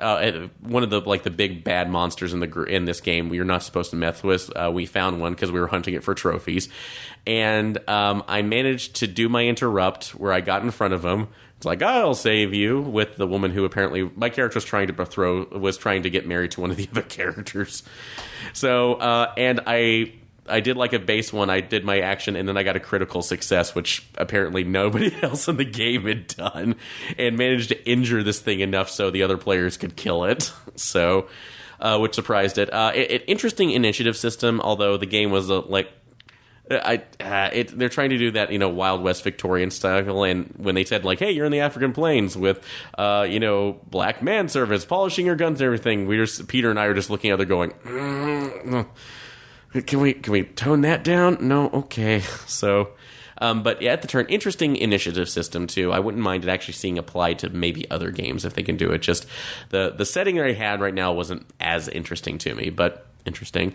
Let's see. I tried to do a couple more tests on the field for a couple other games, but they were all filled up for the most part. So, because I did see that Wild West Exodus was there, and I tried to get in for one of the other play tests like we did at PAX South because I was wanting to see it, but they filled up pretty quickly. Yeah, you would have had to wait a while for that. Yeah. I walked by their booth too. They had some really cool setups for their boards. Oh, yeah, and I admit I kind of looked over there to see if they had the... I'm thinking maybe we just get Kill Team. If I get the rules for that, I have tons of 40K minis we can try out. Oh, yeah, because... Maddie and I actually demoed it. So. Also... excuse me, Jason and Renee demoed it too. I actually got to watch them a little bit, and if we get Brownie on here, not Brownie, Copernicus. So Copper, he might actually he play tested that before we got there too. So we're getting some opinions. But yeah, outside of meetup for there, the two other big things that we did, True Dungeon, but I'll leave that to last so Maddie and I can talk about her experiences too, because you said you mentioned it a little bit. But then there was the Delta Green LARP. So and.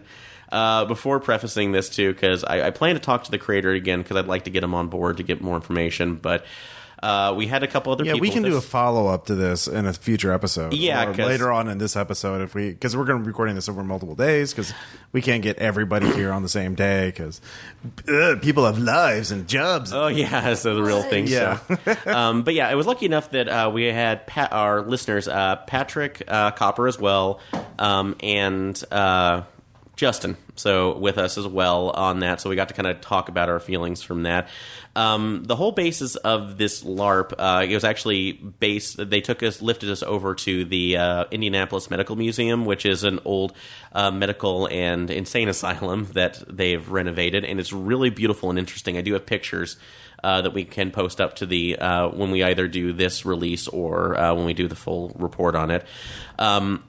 That being said, it's an interesting concept for Delta Green, but there's a lot of structural support that I don't see underneath it. That's kind of that it might be alien to me since I have not done many LARPs before. And the gentleman who's running this, who's also named Aaron, made sense that the whole point of this was to more about the character conflicts and having fun with that versus reaching any kind of endpoint. And I could be wrong in a LARP. Anybody else who wants to post a comment in this, to make me more aware of this is fine. It just seems that maybe you'd have some structure for the characters to get to a certain endpoint and maybe ending narrative to the game. Because most of the time we were given our character sheets. the other Aaron gave me mine, which was supposed to be a social media expert for the company. And by the way, the whole thing for this was essentially everybody was invited to this company, which is more or less a new version of Severin Aerospace that they called Plimian Inc. But they were trying to get all sorts of biological things set up with it as well, like I guess for general Shan infiltration and whatnot. But the problem with my character is that I looked over people's. They had skills on theirs. They had particular things, like some people had black lights to show things on skulls or different artifacts and whatnot. Iron Hand was basically talking to people and asking questions. I'm like, okay, do I have any base information or any knowledge? Nope, you're the kind of guy who's shoved into this. So I played like crazy half the time, like I don't know what the hell I'm doing, until I realized it was the Shan, and then I started like dropping information that was relevant to the plot. So so that was at least one of the things. It's that no definite conclusion right now is kind of the big thing. Another is that we had way too many people in there. So the ticket price was for like almost 50, and they said they had it in for 7. So I think we had like anywhere from like 35 to 40 people almost wandering around this hospital area, which got very crowded very quickly, especially when something went down. Like a couple of characters got shot by one of the infiltrators or a guard, and we were all just like crowding around the door going, what the hell's happening? We don't know. Because we're supposed to like pass the message and talk to each other, and we're like, okay. Which went through. And then another big thing that kind of came up, and if we do a breakdown on this, if we have like Copper and Patrick and everybody on, definitely want to talk about this. But later on in the game, we found out that some of the props have been broken, and it didn't look like it was like an in-story thing deliberate. It's just they broke. Like one of the there was a device that somebody made for, I guess, to make noise and lights for fending off the Shan. And we found out later on that somebody pulled the wire out of it to the point where we couldn't repair it. If he stuck it in, it would start interrupting the circuit and turned off the lights. Or there was a resin skull that somebody made that they had shattered apart. And when I asked other Aaron about this, he apparently said that there was a player who was unhappy about his character. They decided to make him an infiltrator. And he asked if he could go to just break the props.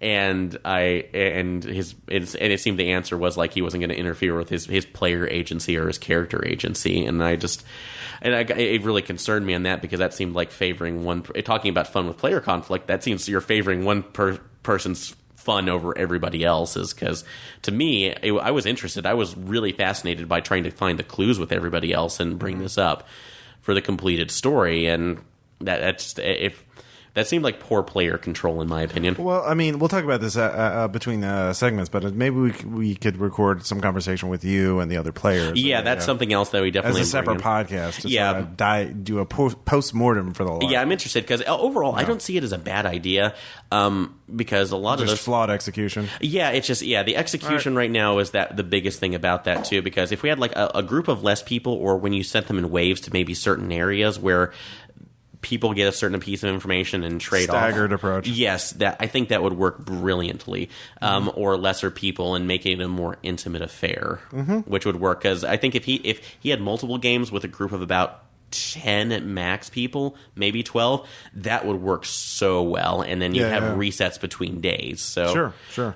Working it through. So, but interesting concept. I definitely want to talk about that. But that pretty much okay. works. Well, we'll talk about it more. Yeah, we'll do that.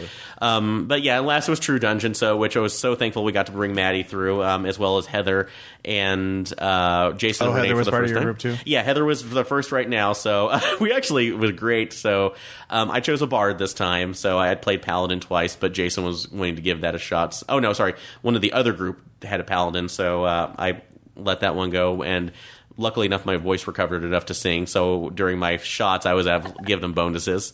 And by some miracle, because the bards had the same memorization, I actually got like all of my things. I don't know how I did it. So look at you with a functioning memory, short-term memory and shit. Like, oh god, no, it was barely. I had to memorize the shape of leaves, all right? Oh, I had like different squiggly lines and crosses. And they were all similar. They were all like, yeah. I know. It's, leaves are going to be different too, because I had like geometric shapes that went around. So I think it was a minor miracle that I got those.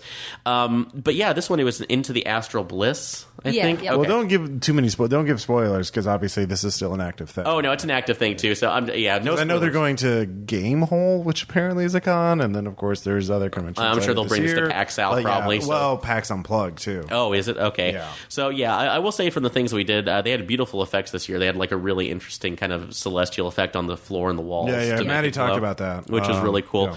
Yeah. The one thing I will say, just because Heather's not going to get enough praise for this, she pretty much saved us multiple times because she's a master at that shuffleboard. She managed to get critical strikes, 3 or 4 times, or When she didn't get one, she was like hitting another player so they would go. So she was pushing them into place, so which was great. I will say, just for the ending on my end, that there is a particular.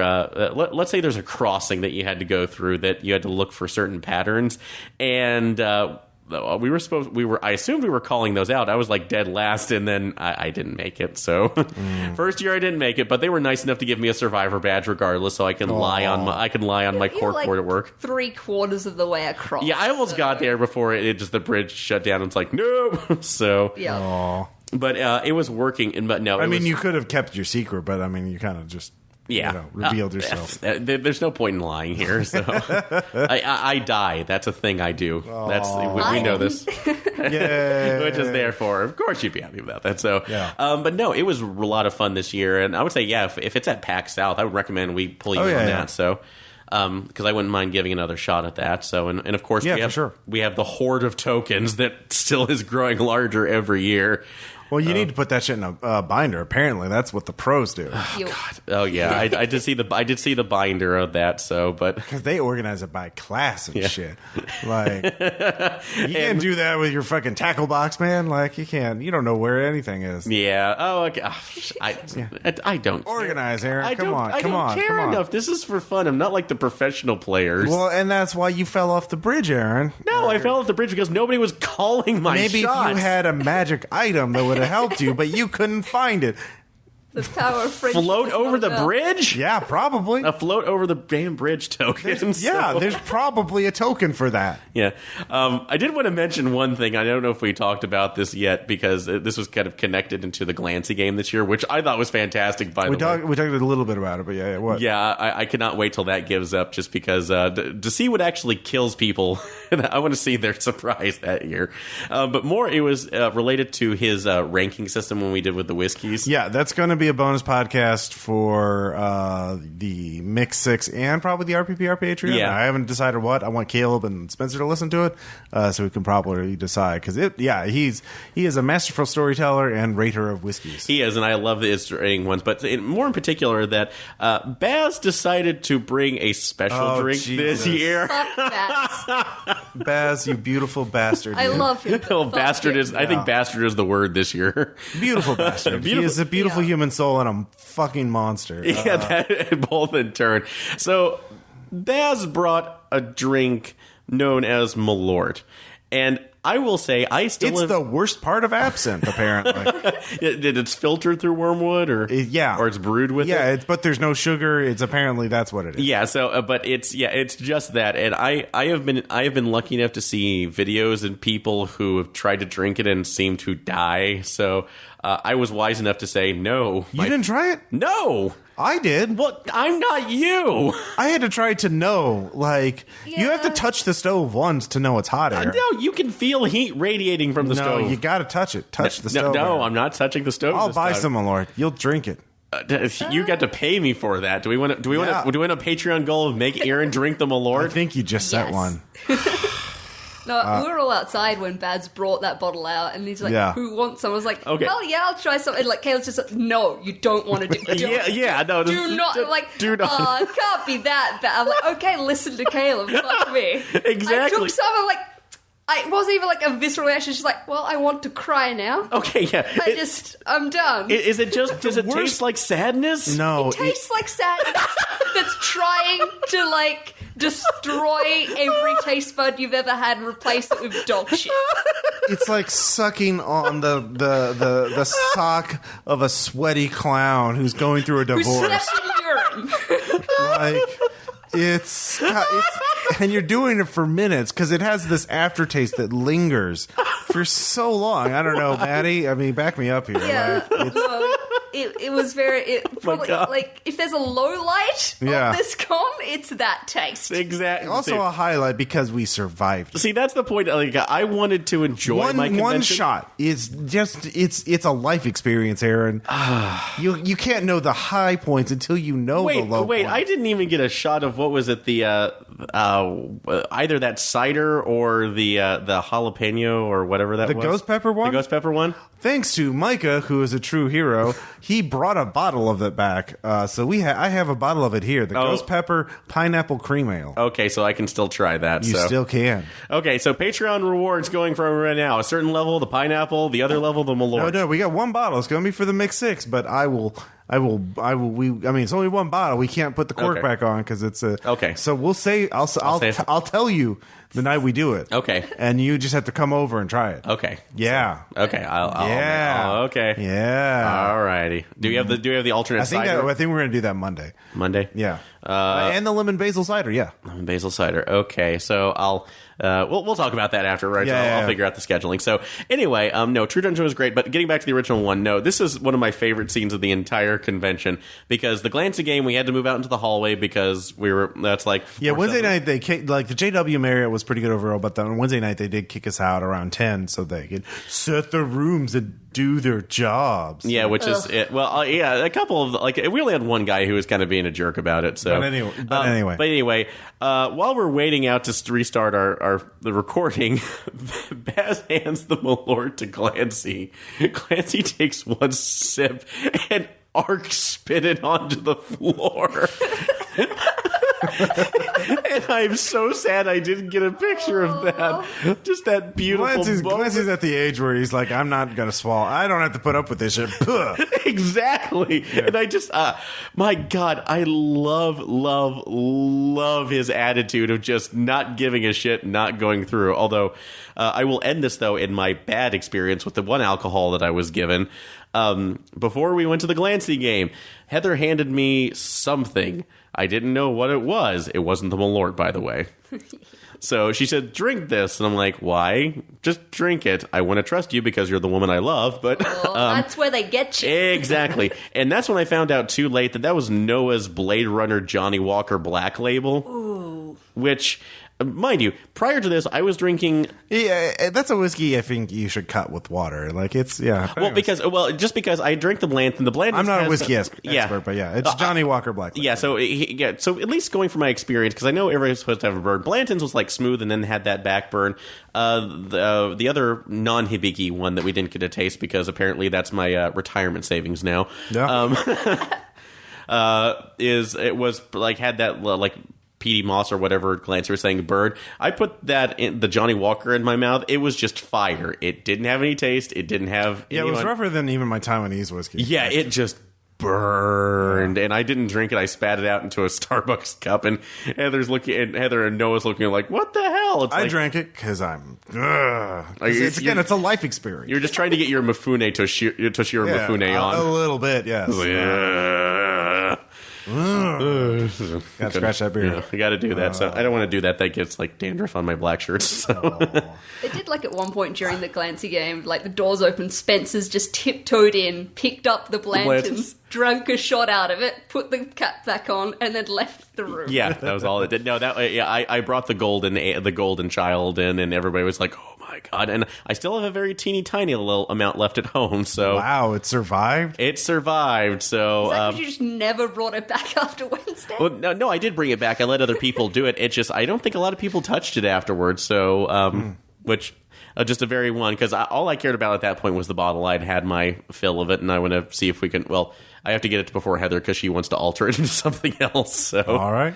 But no, Gen Con this year was absolutely wonderful. And purchase-wise, like I said, I fell into the Pellegrine trap as usual. So I got Fall of Delta Green, which I do want to run. I also got Cthulhu Apocalypse as well, which is looking like a lot of fun. Picked up the Handler's Guide for DG. Trying to think of anything else because I went over to IGN and thought about picking up some extra items, but didn't see anything that was really outside of Red Markets. Pick it up now.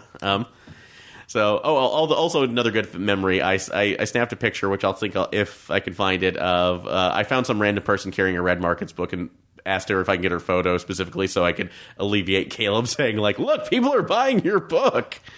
So, which is great.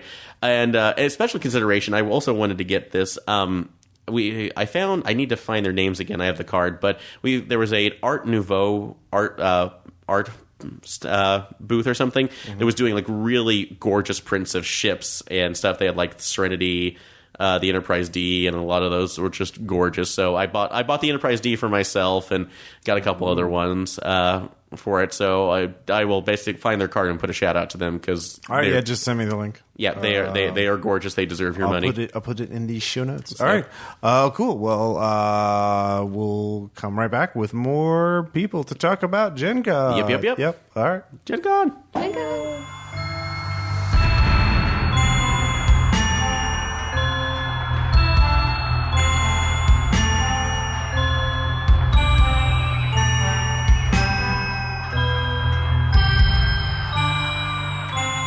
Hey, it's Ross again, and we're back as we're doing this extra long episode to get everybody's input onto Gen Con 2018. So now we have David and Greg. Greg, of course, has been in some of our games. And specifically, he was in the After the Bomb Scorches campaign that Tom ran. Yeah, on RPPR Tabletop Tales. As well as the Grapevine. And the Grapevine, yes, of course, Red Markets. Both a lot of fun. I miss both those characters. I think Wally was a little bit easier on the soul than Cross was, but dear Lord, you played the hell out of that one. It just occurred to me that those two characters are both in the medical profession. Those one that kind of gave me my rep. So you have a type. I guess. I try not to. I try to stretch a little bit with each game. So okay. We'll see with Grim Fandango. Oh, yes. So let's talk about Gen Con, though, because this is a great year for RPPR, but I didn't see either of you for very much, except maybe at the meetup, because, hey, we're all scattered to the winds for that. Oh, so, we are. And I do have to point out a bit of a funny, that people actually used me as a landmark to find you, because... Okay, so we've got this picture of everybody from RPPR. That might be Ross. That could be Tom. Oh, that's David. Maybe this one is... It's almost like I've got a certain visual aesthetic or something. Yeah, a tiny bit. You're a bit of a beacon. Yeah. A little bit. Yeah. David's the master of building a personal brand. Like, if you want to see people who build a personal brand, like, think David, 50 Shades of Grape. If you can manage to fit all of them into your wardrobe. Yep. The downside is that you'll have people in the street either sing you the Barney theme, which I did catch a little bit this year. But I also had somebody start serenading me with Golgo Bardello. Wow. So start wearing purple. Nice. I'll take that one any day of the week. So David, games, what were, did you get, tell us, like, in terms of games you bought, that you tried out, demoed, did at events, Well, I'll be honest, I didn't have as much time to play games this year as I really would have wanted to, but that kind of falls under the whole... If this were Eclipse phase, I would have as many alpha and beta forks out there as I could, because my dance card is full with so many people who want to shake hands and talk to me. And I've got so many friends and family and fans of the podcast, which the way that I look at it is, if you have come up to me and called me by name at least once, you're at least a friend. Aw. If it happens over multiple years, you are now officially family. And so... I've got so much podcast family out there, y'all. And I love every one of you. I wish I could spend every waking minute of the con with you, but fortunately, I don't sleep. So other than the 3 hours where I power down in the middle of the night, I can spend that time with you guys. And I wish I could spend more. But I did actually have a couple of fun moments this year. One, I got to play in one of Greg's games, and I'm not going to say which one that is. I'm going to let that one. All right, yeah. Let Greg have that one. Although I did get to play Noisy Person cards with a bunch of RPPR fans and family, and I think that I managed to get dealt just the right cards at the right time because I actually won that one. And I'm still wondering just how I managed to do that when there were people with so much more beautiful accents than I ever could have had.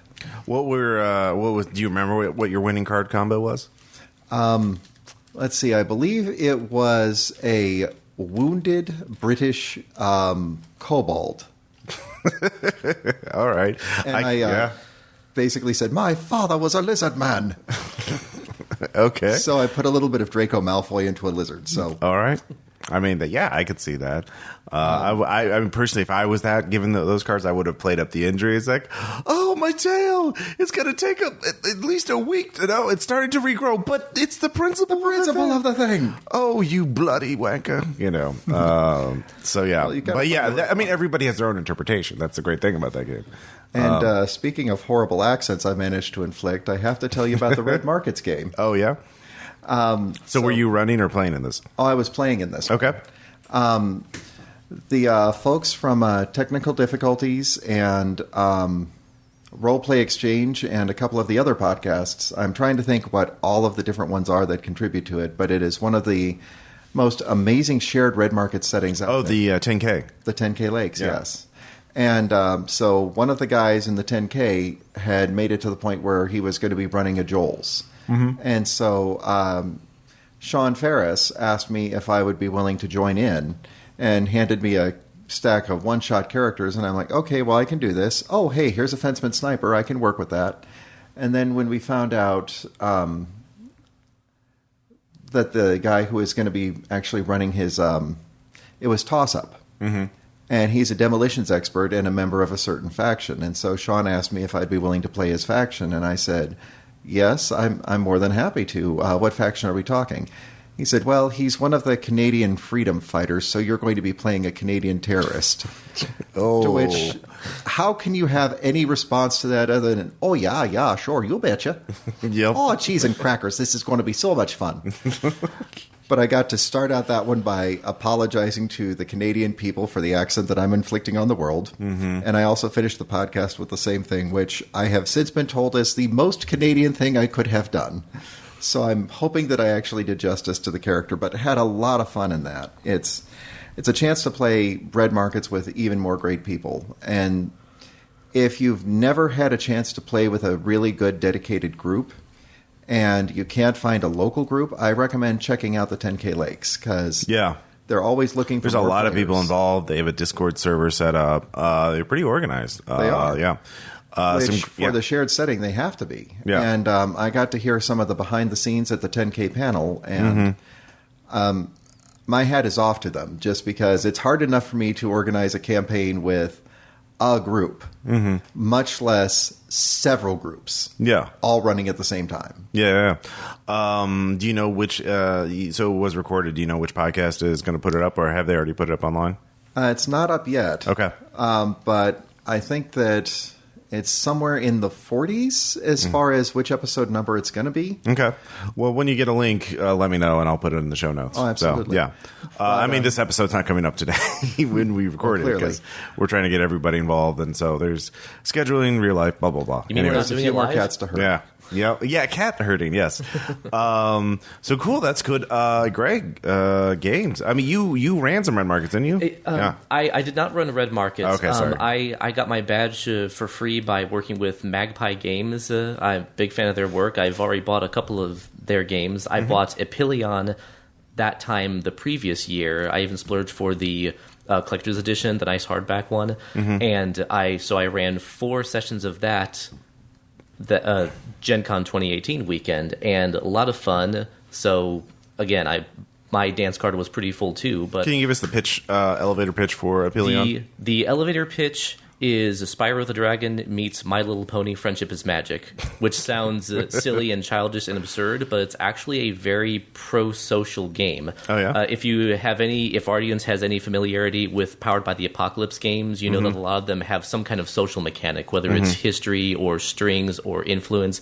Epilion has friendship gems, and every character has a virtue, and that virtue is the thing that you as a character like to see in others.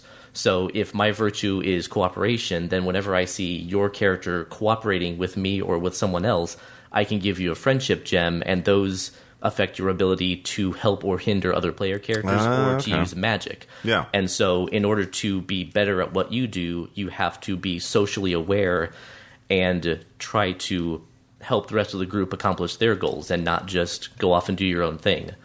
The game, one element that I didn't push as much in the one-shots because it's not mechanically relevant, but it's still an interesting idea, is the use of draconic pronouns as kind of an into gender equality. Okay. The idea that dragons in this setting don't have genders, I believe they're reproduced by a magical ritual involving 2 or more adult dragons, and so there's a list of pronouns like Dre is the first person pronoun or the third person pronoun instead of he or she. And so it's an idea that in a campaign play, I'd like to see how that plays out.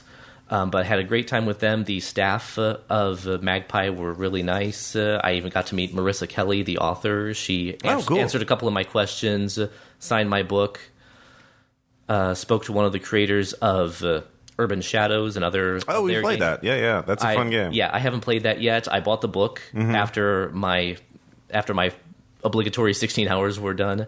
Got to talk to that gentleman. I can't remember his name. I apologize. But yeah, great bunch of people. We've done one shot with it. I find it's a lot more elegant in terms of doing modern urban fantasy / horror than any number of larger systems that are more popular. That shall not be named. But besides that, Yeah. I was pleased to see Nosy Person cards get played multiple times. Yeah. I tried to pack light this year. I only brought one game with me, and that was the one. And it's the first edition the first edition from the Kickstarter? the Kickstarter, the One Shot podcast crew. There's before Mattel, I think, up and bought it. Yeah.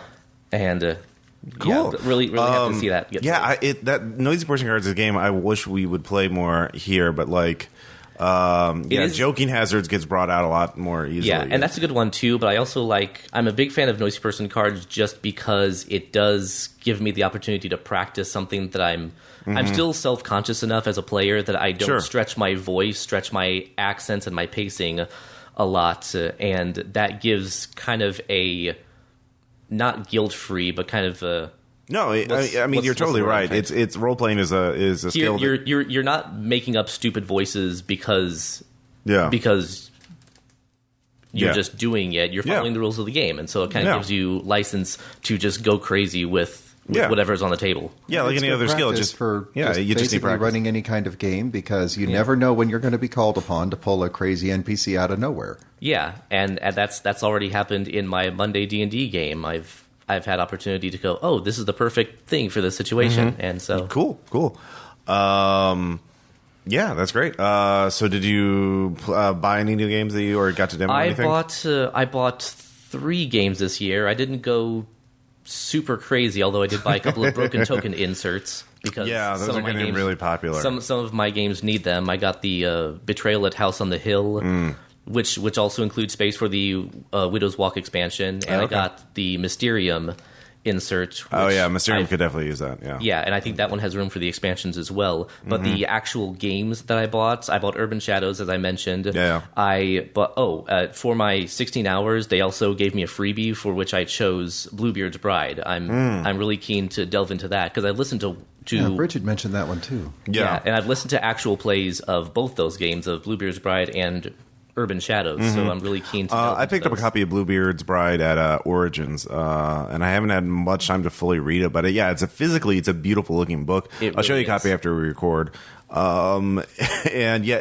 art game. style is like nothing I've seen in Yeah, just the physical printing of it too. Just the book as the artifact.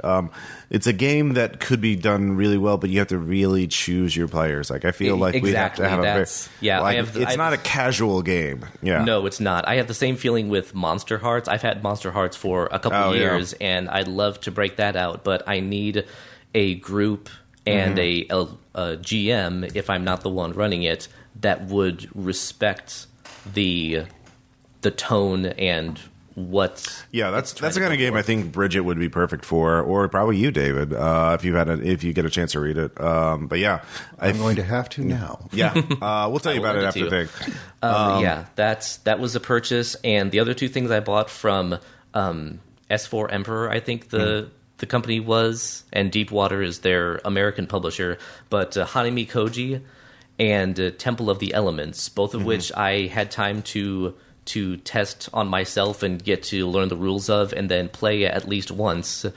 I played Temple of the Elements with Adam and his brother-in-law Chris. Sure. It's a little hard to describe because the visual aesthetic, so much of it is the visual aesthetic. It has kind of is it a board or a card game? It's a board game. Okay. It's got a bit of an Antoine Bauza feel insofar as the iconography, the symbols on the cards do a really good job of explaining what they do once you understand what they mean. Sure. But you're trying to get points by cleansing these temples, and you can only move clockwise around the board, so you kind of have to plan out your movements. And you have a player board where you collect gems, and those gems have to be spent to clear out the curses that are in these temples, but the sequence in which they're placed matters. So their strategy to movement, their strategy to laying out this board because you have a limited number of slots. Yeah. It was fun, and they both picked it up really well. This is the third game from this company that I've bought, and they do a really good job of making the rules elegant and laying out something that players can pick up just like that. Yeah. Hanami Koji was the real standout, though. Yeah. I saw the review of that on the Dice Tower after I bought one or two of their games and decided I need to find out more about this company. And I played one round of the game with myself as both players just to get familiar with the rules, and I picked up the rules and the mechanical balance immediately, how certain actions give you an advantage in the early game but give you fewer choices in the late game, and vice versa. Yeah. I taught it to another player. I taught it to Chris on Saturday night. I taught it to him while I was drunk and playing Twilight Imperium at the same time. Nice. And he still picked it up perfectly and got the same kind of experience. It's actually a pretty easy game to teach. It's beautiful. It takes like the only downside, 15, 20 minutes to play. Yeah, it's a very short. The only downside I could see is it's 2-player only, so you can't get everybody involved. It's not as good for big meetups. On the other hand, though, it would be a really good spectator game where you've got 2 players that are playing and then everybody just kind of crowded around golf announcer style. Maddie and I have played a couple of rounds of it, and I think right now my only strategy is for 2 of your actions involve the other player having to make choices. Yeah. And so my strategy is to make their choices as hard as possible. Like, so that they don't know, if they don't know which one to make, then I feel like, maybe that'll benefit me somehow. Yeah, I haven't played it enough to really break down the strategy. I've played it This twice is a total with guess players. at this point. I have no idea if that's actually a good idea or not. Yeah, I just like the idea that if you take the 1 or 2 actions, you're spending fewer cards, but then when you play the 3 and 4 actions, you have less choice over what you're able to play. Yeah. But you're hiding more information. If you play the 3 or 4 actions early on, you're revealing more of your hand and getting more of those cards face up on the board, which allows the other player to inform their choices more. But you can make those last actions in secret and really try to sneak in that end. Yeah. So that's very cool. So in terms of other events that you guys did, or actually, can I plug the things that I bought? Oh, yeah. I didn't know you bought any. Yeah, sorry. Actually, I did. I actually picked up a Pillion just on the strength of Greg's recommendation, and masks by the same company. And now I have not only those games, but I've also got the commemorative Magpie dice, which are purple with magpies on them. Yeah. And that informs the other thing that I picked up, because no less than 20 different people came up to me at different points over the course of the convention and told me that I had to have this game. And so I own it now. I have yet to play it, but I own it, and so all is a little bit righter with the world. I'm going to play it as soon as I can actually get things settled down from all of the Gen Con and all of the catch-up work, but I got my hands on Grackle. The game about blackbirds on a wire. Apparently, I've played a couple of characters in the past that have maybe loaded a One in bazooka particular, full of blackbirds or something. I don't References? know. Maddie and I have played it too. We could actually play around if you wanted to at some point. But yeah, it's a fun game. It's interesting that it plays 2 to 4, but I feel like Maddie's played it and she said that like 4 players is way more chaotic than 2 or 3. So like, it seems to live really good in the 2 to 3 range. That was her impression, and I've only played 4-player, it's very chaotic with 4-player. That's interesting. Usually, games with a range of players work best at the maximum and not at the minimum. Usually, that's why I've been looking for. I don't think either of us have played enough of it. So but that's sort of the initial impression. Dr. Lucky, the Island of Dr. Lucky also feels like it's better with fewer than the max players. The max players is 8 for that one, which we talked about earlier in the podcast. But anyways, just to bring up another game that we like. I still need to play one of those. And then one last plug: the folks at Elderwood Academy have my money, and, for very good reason. This thing, that thing, So they made this very lovely scroll case. Dice tower, but the scroll is actually the dice mat, so I can officially roll my thuds again without having to worry about destroying people's tables. So, guess what, people? The thuds are coming back. Yep, in style. Yeah, I've seen this. David has shown this to me. It's a very elegant piece of work. If I could get one maybe in a sci-fi theme instead of a fantasy theme or a Cthulhu theme. Yeah, especially a Cthulhu theme, like Elder Signs and shit. That might be. Considering that they are Elderwood Academy, if you were to give them the ideas on that, they would probably. I'll have to look at it. I mean, it'll be a while because my bank. Gen Con will do that to you. I feel that same pain, especially because the Easy Roller Dice Company oversized dice cup Kickstarter has come to an end, and it was fully funded. Ooh. And so I am going to be adding to the. Stable. So our small cup, Dweenar, has seen a lot of love and has seen a lot of use, but there's going to be one with a purple raven design because I'm buying it.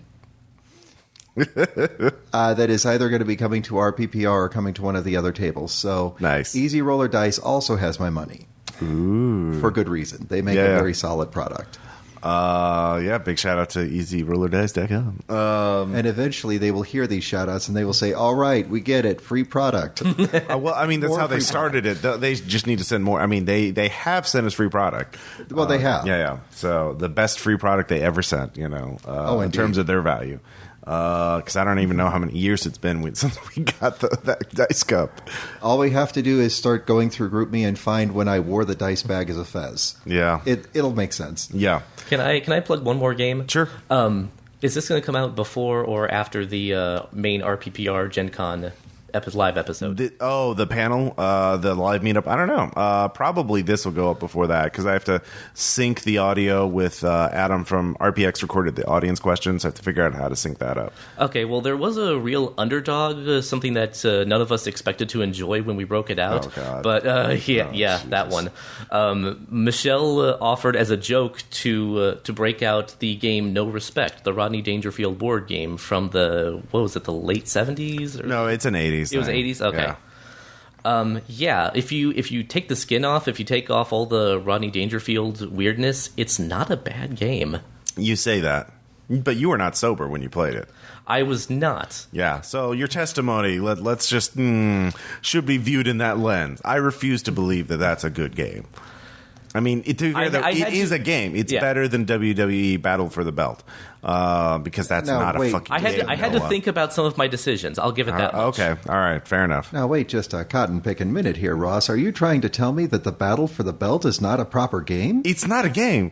In games, you have to make choices. You literally just roll dice. But you get to scream things. That doesn't make it a game. But do you have fun? I've never been sober playing that game, so my testimony should not be granted. Is equally skewed. Yeah, so there. But I'm hoping that in the up and coming one shot after we get all of the dust settled from Gen Con, when we break out the Wrestling Federation of World Federated Wrestlers for that very special one shot. Oh yeah. You're talking about this after Gen Con. You want to run a one shot or something based on wrestling. I do, and largely because the fans have spoken. Okay. One of the things that I heard from a couple of different people during a couple of different parts of the meetup, and my memory is a little bit blurred on this because there were a lot of different drinks that were handed to me for various reasons. So, but one of the things that people have said that they've heard and missed and want us to do again is one of those episodes where we managed to put all of our large hams in the same room at once. All right, yeah. And I figured that the best way to get people to scream about things is to put in wrestling, because wrestling comes in two flavors. There's either the I'm going to talk very softly directly into this microphone, and then there's the people's elbow. Yep. Yes, the Nicolas Cage school of acting. Yes. I'm well aware of it. You must whisper or scream every line. So, yeah. And sometimes it's one and then the other. Yeah, alternated. Oftentimes in the same line. Yeah, we love and respect Nicolas Cage's acting in this house. So. We do indeed. I just finished season 2 of Glow on Netflix, so I'm very much in the mood for a wrestling show. It's great, by the way. Definitely something to look forward to this fall, coming at RPPR. But you were on some panels and stuff, weren't you, too? I was indeed. Yeah. The gentleman from The Drunken Ugly asked if I would speak on their panel on existential horror and some of the ways that you can affect existential horror without breaking out Cthulhu every single time. Or, there's Azathoth and you're fucked. Yeah. But we pointed out over the course of the panel, which is currently posted on their site, you can go and listen. Go ahead. I'll wait. I'll try and make sure that there's a link in the show notes. And one of the things that I got to speak about a lot is something very near and dear to my heart, which is marginalia. We tend to break ourselves as a race, as a people, into us and them. And whether we break that along racial lines, whether we break that along locational lines, or if you're in a marginalized group like the LGBT, we tend to look at the world in shades of us and them. And it's very easy to use that as fodder for existential horror, because no matter whether you're the us or the them, you're absolutely certain that you're right, because you always see your side as us, and we are obviously right. And we may have a very strong set of convictions about how right we are, but that doesn't mean that the other side of the equation doesn't have that same feeling of we're absolutely right and those people over there are wrong. And if we would actually communicate with each other a little bit more, a little bit better, maybe this wouldn't be as big of a problem if we could actually respect each other's viewpoints as a society. But we can't. History has taught us that we really can't. Right. Well, that requires the other people to act in good faith, which you can't assume, maybe. Oh, never. Yeah. Because if they were actually good people, they would be over here with us. Exactly. Now, wouldn't they, Ross? Wouldn't they? That's the conundrum. Well, cool. That's a cool. Were you in any other panels or events? Oh, there was one other one. Yes, I got to speak with Bridget on the Queer Experiences in Gaming panel. Yeah, which we also recorded. with Matt Campen of The Drunken Ugly. I got to say that our podcast family is growing a lot this year. It seems like we have done a lot of cross casting and cross-podination, as it were. Hey, well, it is now. Make it so. Yeah.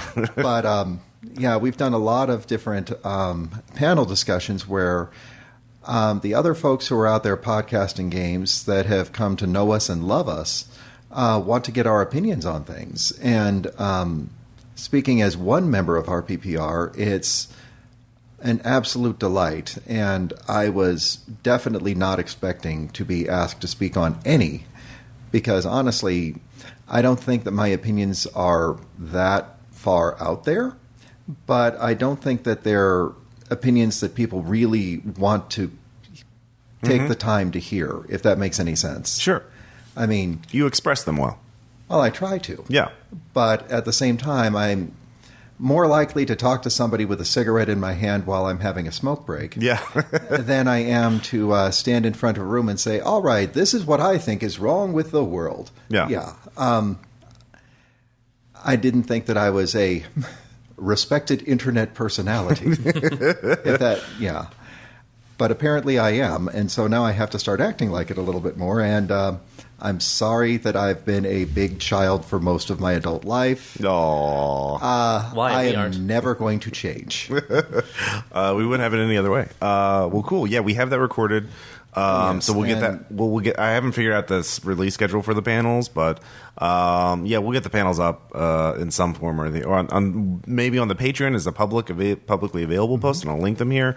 I'm not sure, but everyone will be able to listen to them fairly soon. And one tiny message that I would like to share, just from the queer experiences. I talked at the very end of it a little bit about playing the long game, about how we can all make the world a better place if we just try to change it in a little way. And after the panel was over, a very sweet young man came up to me and he asked me, well, how do I change the world? And I just want to share with everybody the same thing that I told him, because I think that it applies to all of us. If you embody the change that you want to see, you're going to see that change. Be nice, be polite, be good to one another. And as long as you're being nice, being polite, be good to one another, be the kind of person that you want to see in the world. And if you are that person, eventually you're going to spread the influence of that person, and somebody else is going to go say, I want to be like that. And then they're going to make that change. And that's how we win the long game.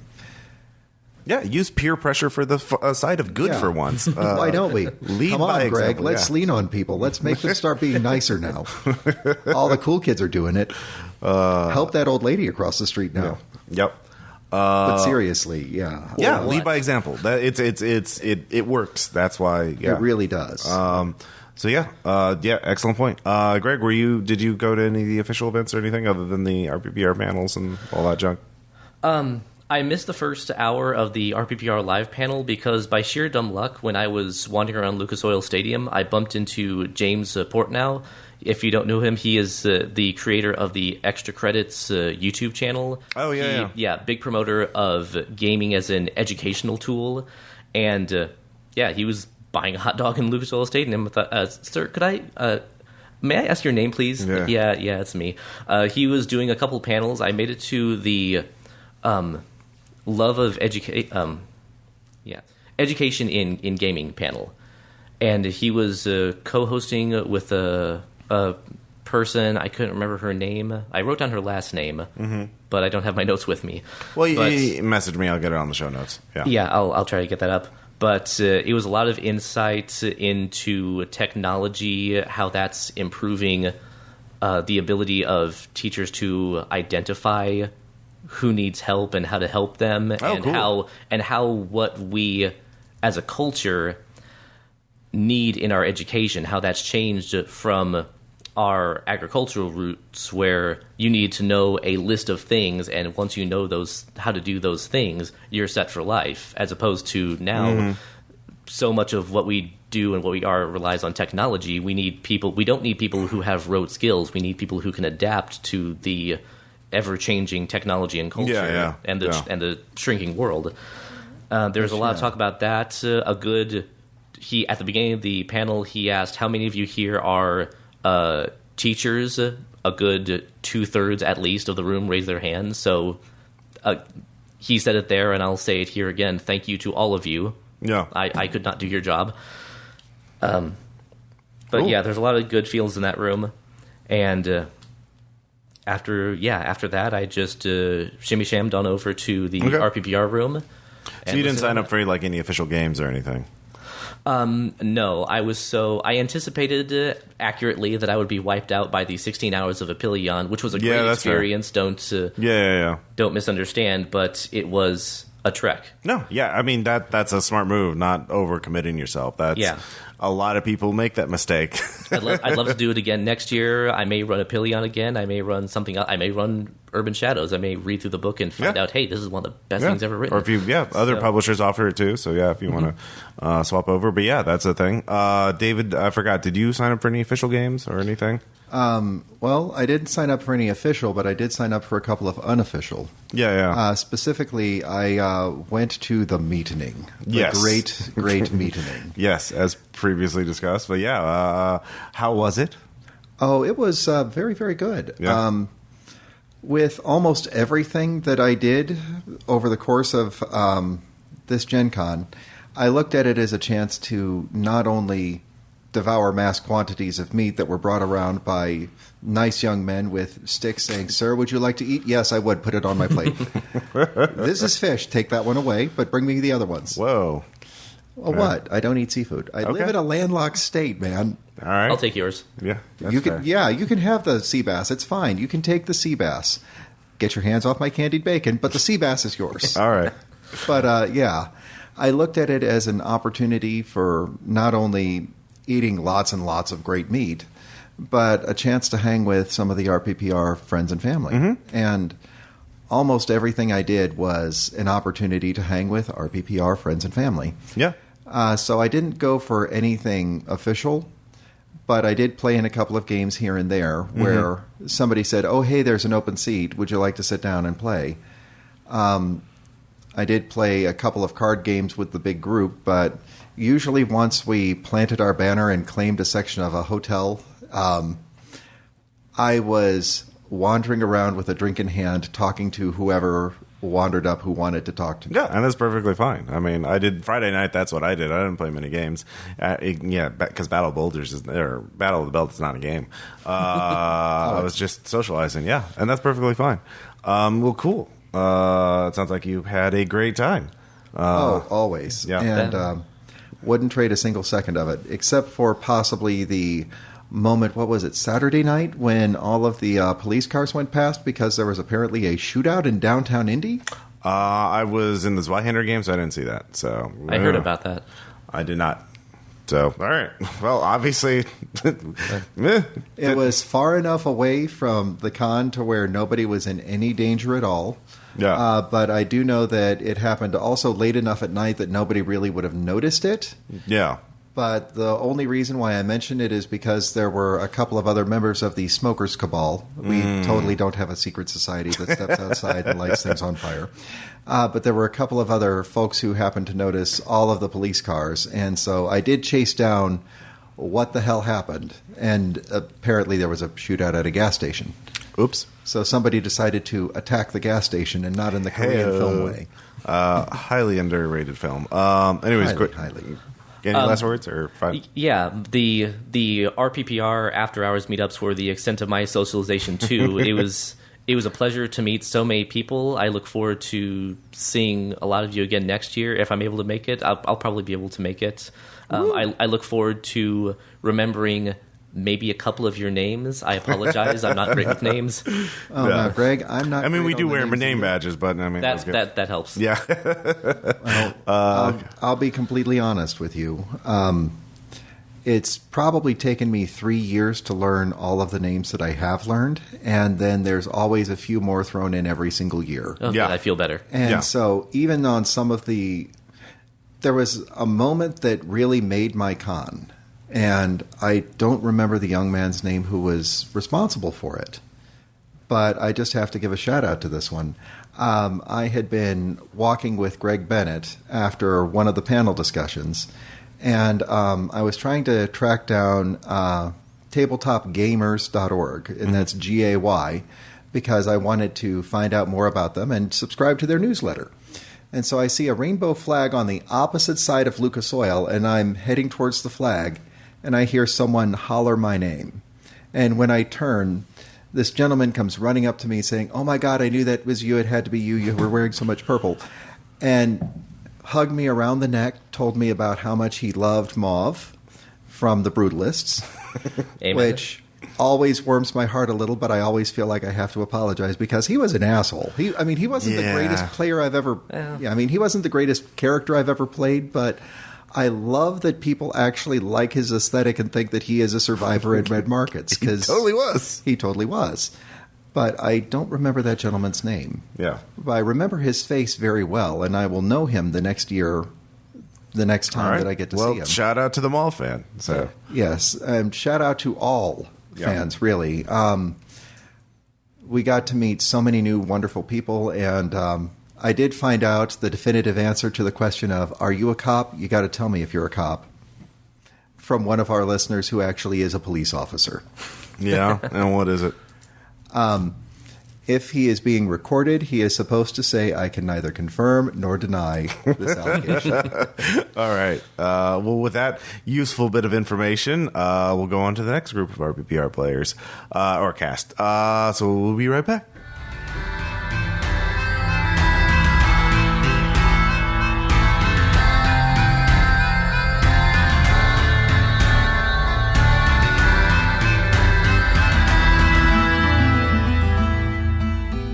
And we're back with our final segment because Caleb and Spencer have talked about this Gen Con in particular, but on the Mix 6, on a hot takes that is available to the public. So I'll have a show link in the show notes so you can listen to what they loved about Gen Con and their experiences and the games that they played. But we will be wrapping up with Jason and Renee. So yeah, Jason, Renee, I mean, again, I didn't see a lot of you during the con because we were all scattered to the winds. You might have seen more of us than you recall because you might have been a little bit intoxicated there were a lot of people there, so I still remember that night. I still remember post live episode meetup, but I was just glad handing with everybody, so socialize. Well, only we saw you like pretty much every night. Do you remember those times? But anyways, let's talk about your Gen Con. This is not about my Gen Con. So what were some of the highlights of the con for who wants to start? I mean, I can start, I guess. So this Gen Con was less about the board games and more about the experiences, although pro tip, if you find board games that you want, check Amazon because they're probably cheaper on Amazon. Well, the Gen Con, the best buys are the ones that aren't going to be released for a few months or the used ones. Like Cool Stuff Inc. actually has good prices. But yeah. So we bought some games at the con, but not of the con. But experiences for me, we did a lot of stuff. We actually did buy a lot of stuff. It just wasn't board games. But for me, top experience was I finally got to meet Mercedes Lackey, who is my favorite author and has been since I was in high school, I think. And Mercedes Lackey got like super sick and had to be taken to the hospital. And there was everybody was concerned that she had a stroke. Turns out her room was just toxic. That's all. I did follow up on that. Apparently, the room had just been painted. She was staying in a newly renovated hotel room. Yeah, and it's called outgassing, which I didn't know was a thing, but it is a thing. Yeah, it's fun. It's lots of fun. It makes sense. So, not only was the room painted, the carpeted, they just installed new carpeting, they just did new tiling, so, all of that, essentially, fumes from that. She's apparently very susceptible to that stuff. But she said the hallucinations were quite fun. I'm sure her next series of books will be something to behold. We'll get at least a short story out of it, probably. Probably. So we actually went to a panel before she got sick with collaboration and co-writing. That was pretty fun. Also had the writers of The Expanse. Who actually not only do the novels but also work the TV series. Mm-hmm. So that was kind of a nice little trip because I've been enjoying that series and just kind of the co-collaboration thing because Mercedes Lackey obviously writes with her husband Larry Dixon, and then these guys are just two random dudes who who like sci-fi and just kind of bumped into this mess together. Nice. So you get some useful advice from that panel? Yeah, I thought so. I mean, I've always kind of been a little bit nervous of trying to do co-writing, especially for example, with my spouse. I, for the record, have not and been trying to convince you we should try this sometime. But I mean, like, I thought that we actually I was like, oh, okay, maybe we could do this. So I thought that was helpful. Awesome, that's good. I don't suppose we didn't record that panel, obviously, but No, do you know if some other podcast did off the top of your head? I don't know off the top of my head. I did not see any recording equipment there. Nobody had any equipment there. Okay. So, But Yeah. I mean, yeah, like I just think like the Most panels are authors- not recorded. Yeah, Yeah, the yeah. author side of things, and then I actually experienced the puppet side of things at this Gen Con as well. So that, I mean, it was just kind of interesting to see sort of like those other offshoot sections of Gen Con that like make Yeah. Maddie talked a little about a poi dancing class that she took. You know, Oh, yeah. which they practiced with socks and with tennis balls in them instead of actual fire. So That's a good call. yeah, probably safety code violation there if they had done that. But yeah, the puppety, that was a big thing. Yeah. Jen, another RPPR fan, was into that as well. Did you hang out with her during that? Or I did not. I just went to one kind of class, and that was actually probably the least good experience of Gen Con. Not because the lady didn't know what she was doing. She absolutely did. But she was also in charge of the entire puppet, like, program at Gen Con, and so she was completely scattered the entire time, like with like people coming in and like, does this person have chairs for the panel that's in this room after this class is over and stuff. So like it wasn't nearly as focused and like helpful. You think that she wouldn't have to handle that, kind of like getting chairs? Like, I mean, You would think, but she was. So that was an actual example taken from actual life. But yeah, so she was kind of dealing with all of that. And like, I guess a puppet god among puppeteers was there, who I mean, I don't know puppetry. So, I mean, it's basically the Muppets and then, well, I don't know what else. yeah, well, I guess this It guy was someone from the Jim was Henson that, workshop. was that Yes. guy with Ahmed? Huh? The puppeteer, the ventriloquist. Yeah. Oh, I don't The one who does Elmo, or is that what No, I'm talking about. He does Ahmed, the dead terrorist, and all those others. Oh. Like, he was famous for about 5 minutes in like 2006. Yeah, He was not stand-up. Yeah. Yeah. That was not who she was excited about. It was somebody from Jim Henson's Right. workshop. Yeah. I mean, they have that listed in the Gen Con program. I didn't- Yeah. Yes, they do. So it was aside from the scattered brain part, like it was good. If she had been able to be present, I think that it would have been good. Like, she was very personable. She Yeah. obviously knew her stuff, but because she wasn't really able to like focus because she was too distracted by the puppet lord and his appearance, like it was not. The puppet lord. I mean, I don't remember. Like I said, I don't remember who it was, but she like literally said at one point, you know, that feeling when your hero just walks in the room and you're not ready for him to appear yet. Like, so she was just really telling us about her experience at Gen Con rather than like teaching this class that she was supposed to be teaching. That's too bad. Yeah. Was there one you had to pay to get into? Yeah. Oh, Ooh. of course. They always are.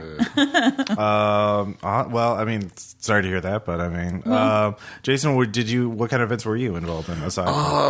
I mean, I did a couple of craft things this year and stuff like that. Yeah, I actually did a terrain making class because you know, I've been trying to get stuff ready for all of our tables, and you know, been studying YouTube videos, but thought, hey, maybe a live class would be good. And yeah, there was some issues with it. Actually, the guy running it, I think, might be a fan of the podcast because he was at the after party. So Nice. yeah, if you are listening, look, Matt, like the knowledge and the materials you brought were great. Like, there's just time management became an issue, and that flustered him. People started walking out on him.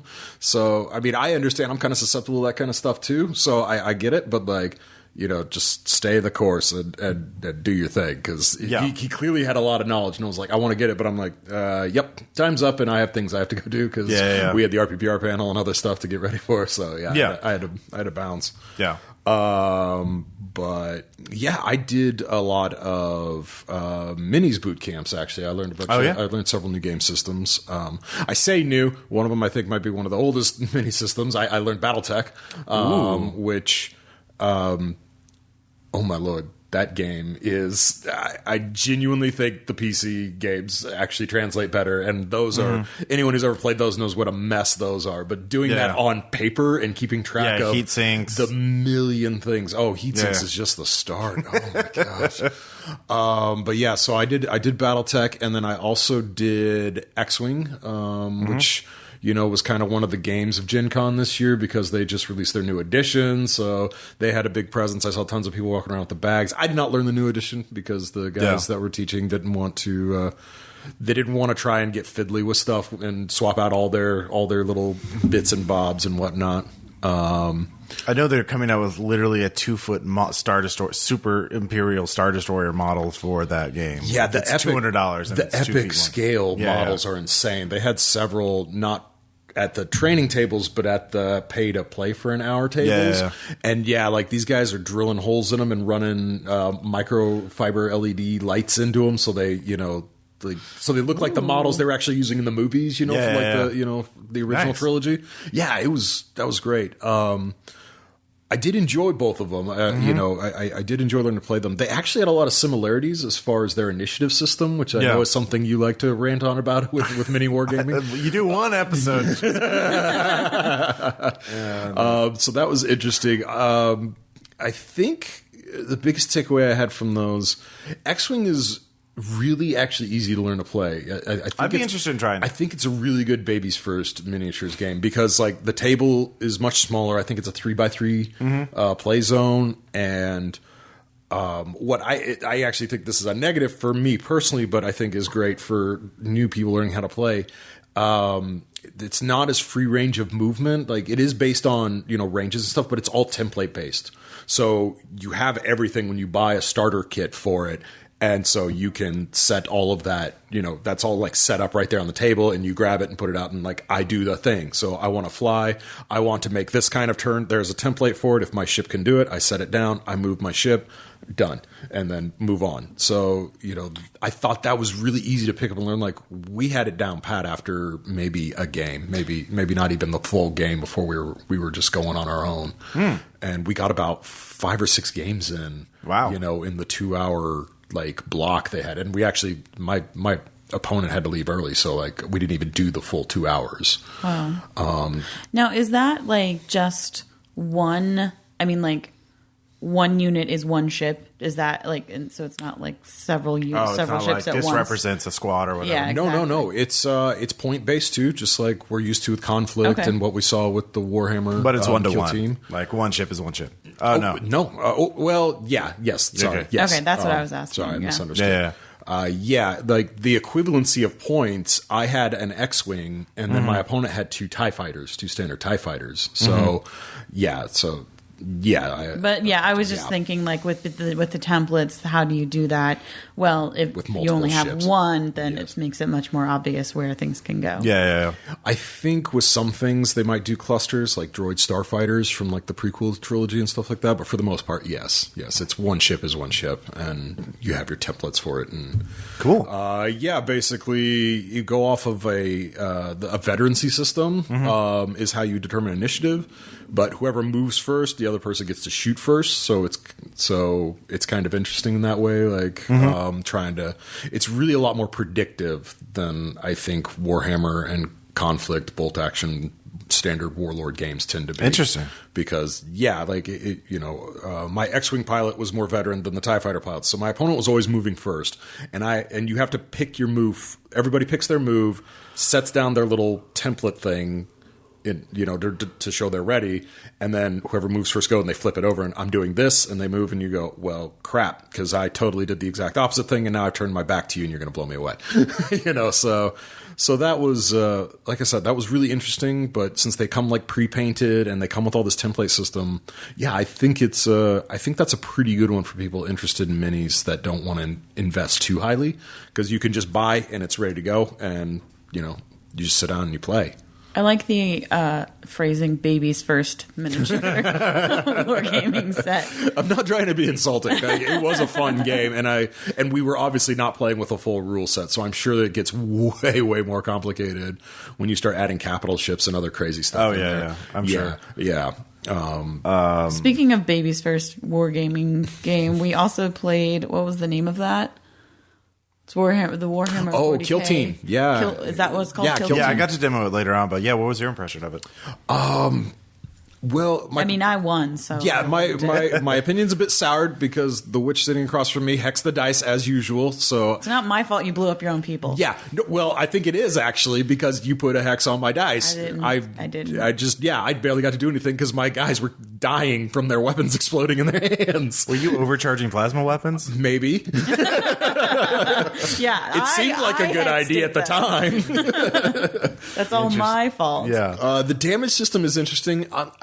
I like that you the get a flesh chance wound not to versus- die, yeah. when you take damage, but I never got that. I always died, and Renee always took flesh wounds. So That's not true. my dudes just got Once. picked off like after 8 months. And I mean, yeah, it's. I like Kill Team. I would like to try more of it because I have a ton of 40K models. So Yeah. at some point, I'll probably pick up the rule book. But yeah, that it is very dicey. Like, and in terms of like, it's very much. Even if you're sound tactics, if you're rolling a below average for the night, you're not gonna do super great. But yeah, as far as 40K goes, yeah, it did seem very accessible, and I did kind of like the almost RPG-ish nature, like they're all kind of almost like heroes. So like they didn't let us get into it, but yeah. you get traits and stuff, and they level up as you go through a campaign. That seemed kind of cool. Yeah, there's a campaign system, is my understanding, where they gain experiences, and even if they're taken out of action, you roll on a table, they may not be dead. They just get a permanent injury. And yeah, you can recruit new characters. So yeah, it sounds very interesting. So they were out of rule books and I didn't want to wait for an ordered copy, although it'd probably be here by now if I did. Sure. Also, this was Sunday, and I was like, I've already spent way too much, so I can wait a while for that. I gotta say, for knowing Games Workshop's like prices on stuff, like they were going like hotcakes. Yeah. I went by that table 4 or 5 times trying to snag us a seat so we could demo it, and every time I went by, somebody was, it's the new hotness. Like, somebody was buying, somebody was shouting at them for not having the Orc Raiders of Blarg 9 set and stuff, and I was like, wow, okay, so yeah, all right. There might actually be Orc Raiders of Blarg 9. Blarg 9 is a very orc name. That's one of the great things about Warhammer. But that's cool. We'll have to definitely play some. Yeah, if we can snag the PDF or something, I think that'd be a lot of fun. Yeah. Any other games that you tried out? Trying to think. Or just RPGs that did you actually get to play any RPGs, Gen Con? No. Other than Made, which, hey, listen to the RPPR meetup episode to listen to us play Made. Well, didn't you run Red Markets? I did run Red Markets. I didn't. Yeah. And I got to play in the Adam Scott Glancy game, which was very nice. Thank you for giving me an invite to that. That was great. Yes, me and him obviously have a lot of common. And it was interesting hearing what I sound like, coming from somebody else's mouth, just I'm not rattling saying about. you're the same person. Well, no, he likes whiskey way more than I do, and way smarter on that type of stuff. Okay, rum dude. He doesn't like sugar, so yeah. Just because it's not the same alcohol doesn't mean. Were you there for the reviews? Like Glancy reviewing whiskeys? No, I was not. It's pretty. I missed that. Elucidating. It's very illuminating. Yeah, it's very much. Yeah, it's great. But anyways, yes. Red Markets, though. Yeah, no, I think I mostly represented Caleb well. I'd hope so. The players were laughing for the most part. I actually had them asking a lot of hard questions, but that didn't seem to be detracting from the amount of laughter and goofing off at the table. So I think they genuinely were interested. Cool. And we're trying to kind of pick apart mechanics. I killed 3 of them and ripped off another one's arm.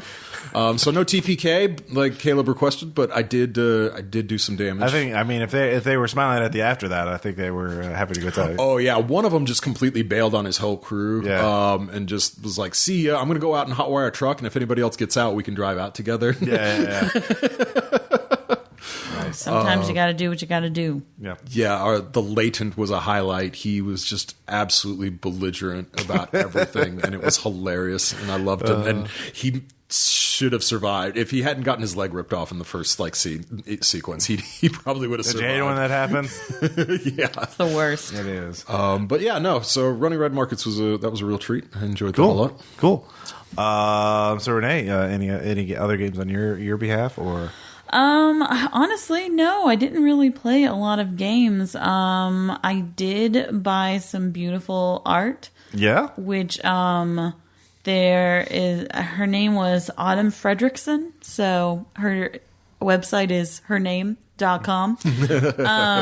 And she makes really cute things. So these are dragons who act like puppies and are in tiny terrariums. Yeah. And boy, are they cute. Yeah. But like they're full size dragons. Yeah. I remember they're this. not little You showed dragons. this to me. Yeah, it was very adorable. Yeah. They basically, one of the dragons looks, I mean, the attitude is Ghost, our dog. So, Yeah. yeah. Did you get any other cool craft or artsy things? Well, we did also get another, actually Jason got something and I got something art from Nigel Sade. Yep. Sade. Actually Aaron gave us because he's a very nice person. Yeah. That guy is too sweet. But Jason's is a firefly. It's the Serenity. It's the Yeah, Serenity, it is the like Serenity. in flight, and then mine is the TARDIS, kind of like looks like a stained glass window. Yeah, they're both kind of. Is that Oh, that's nouveau cool, riche? yeah. Is that the right term? Art Nouveau. Art Nouveau, yeah. Art Nouveau. Yeah. Ish. Ish. They're yeah. Art Nouveau-ish.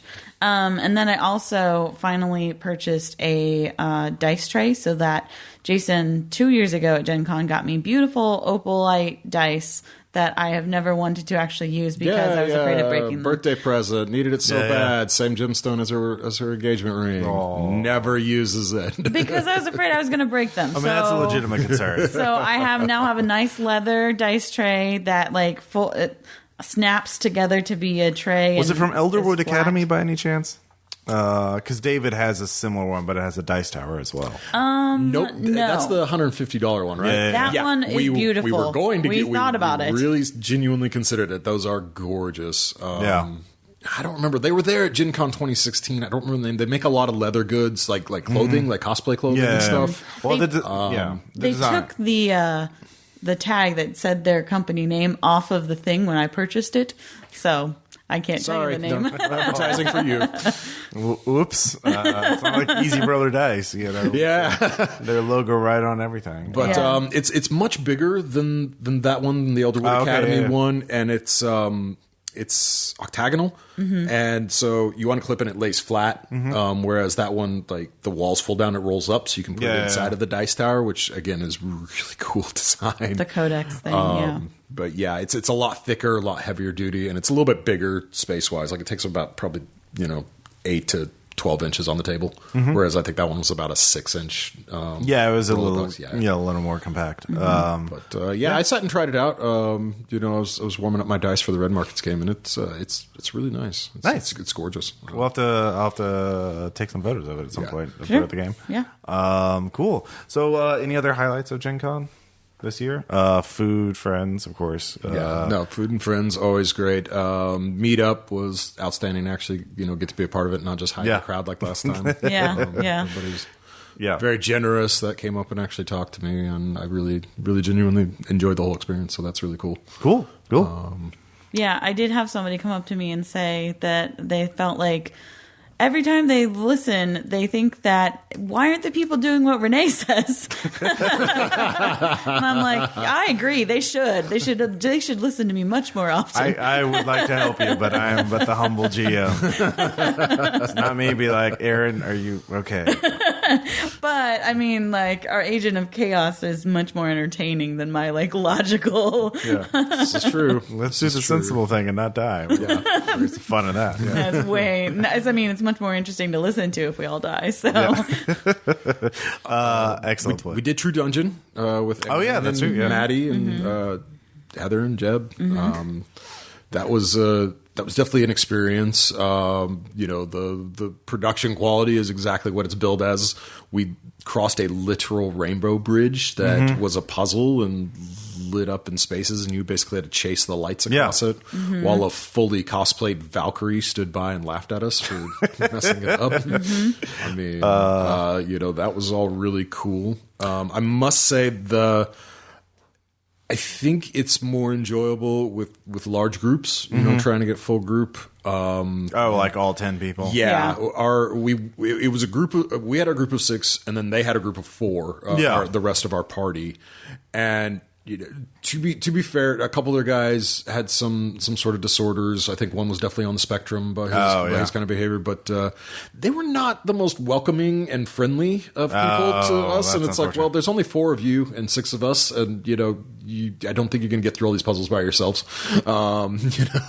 Especially what was probably the highlight. Well, I really like the Rainbow Bridge, but I think most people thought the highlight was we actually had a giant table where we flew our space pirate galleon to Valhalla, or whatever the knockoff name they were using for Valhalla was, Bliss or something. Yeah, and it's full of space mines because we're crossing a whole lot of genres here. And yeah, so that was interesting because the communication was just amongst their group wasn't there, and so us trying to slot in and try to help fly that ship it got hectic.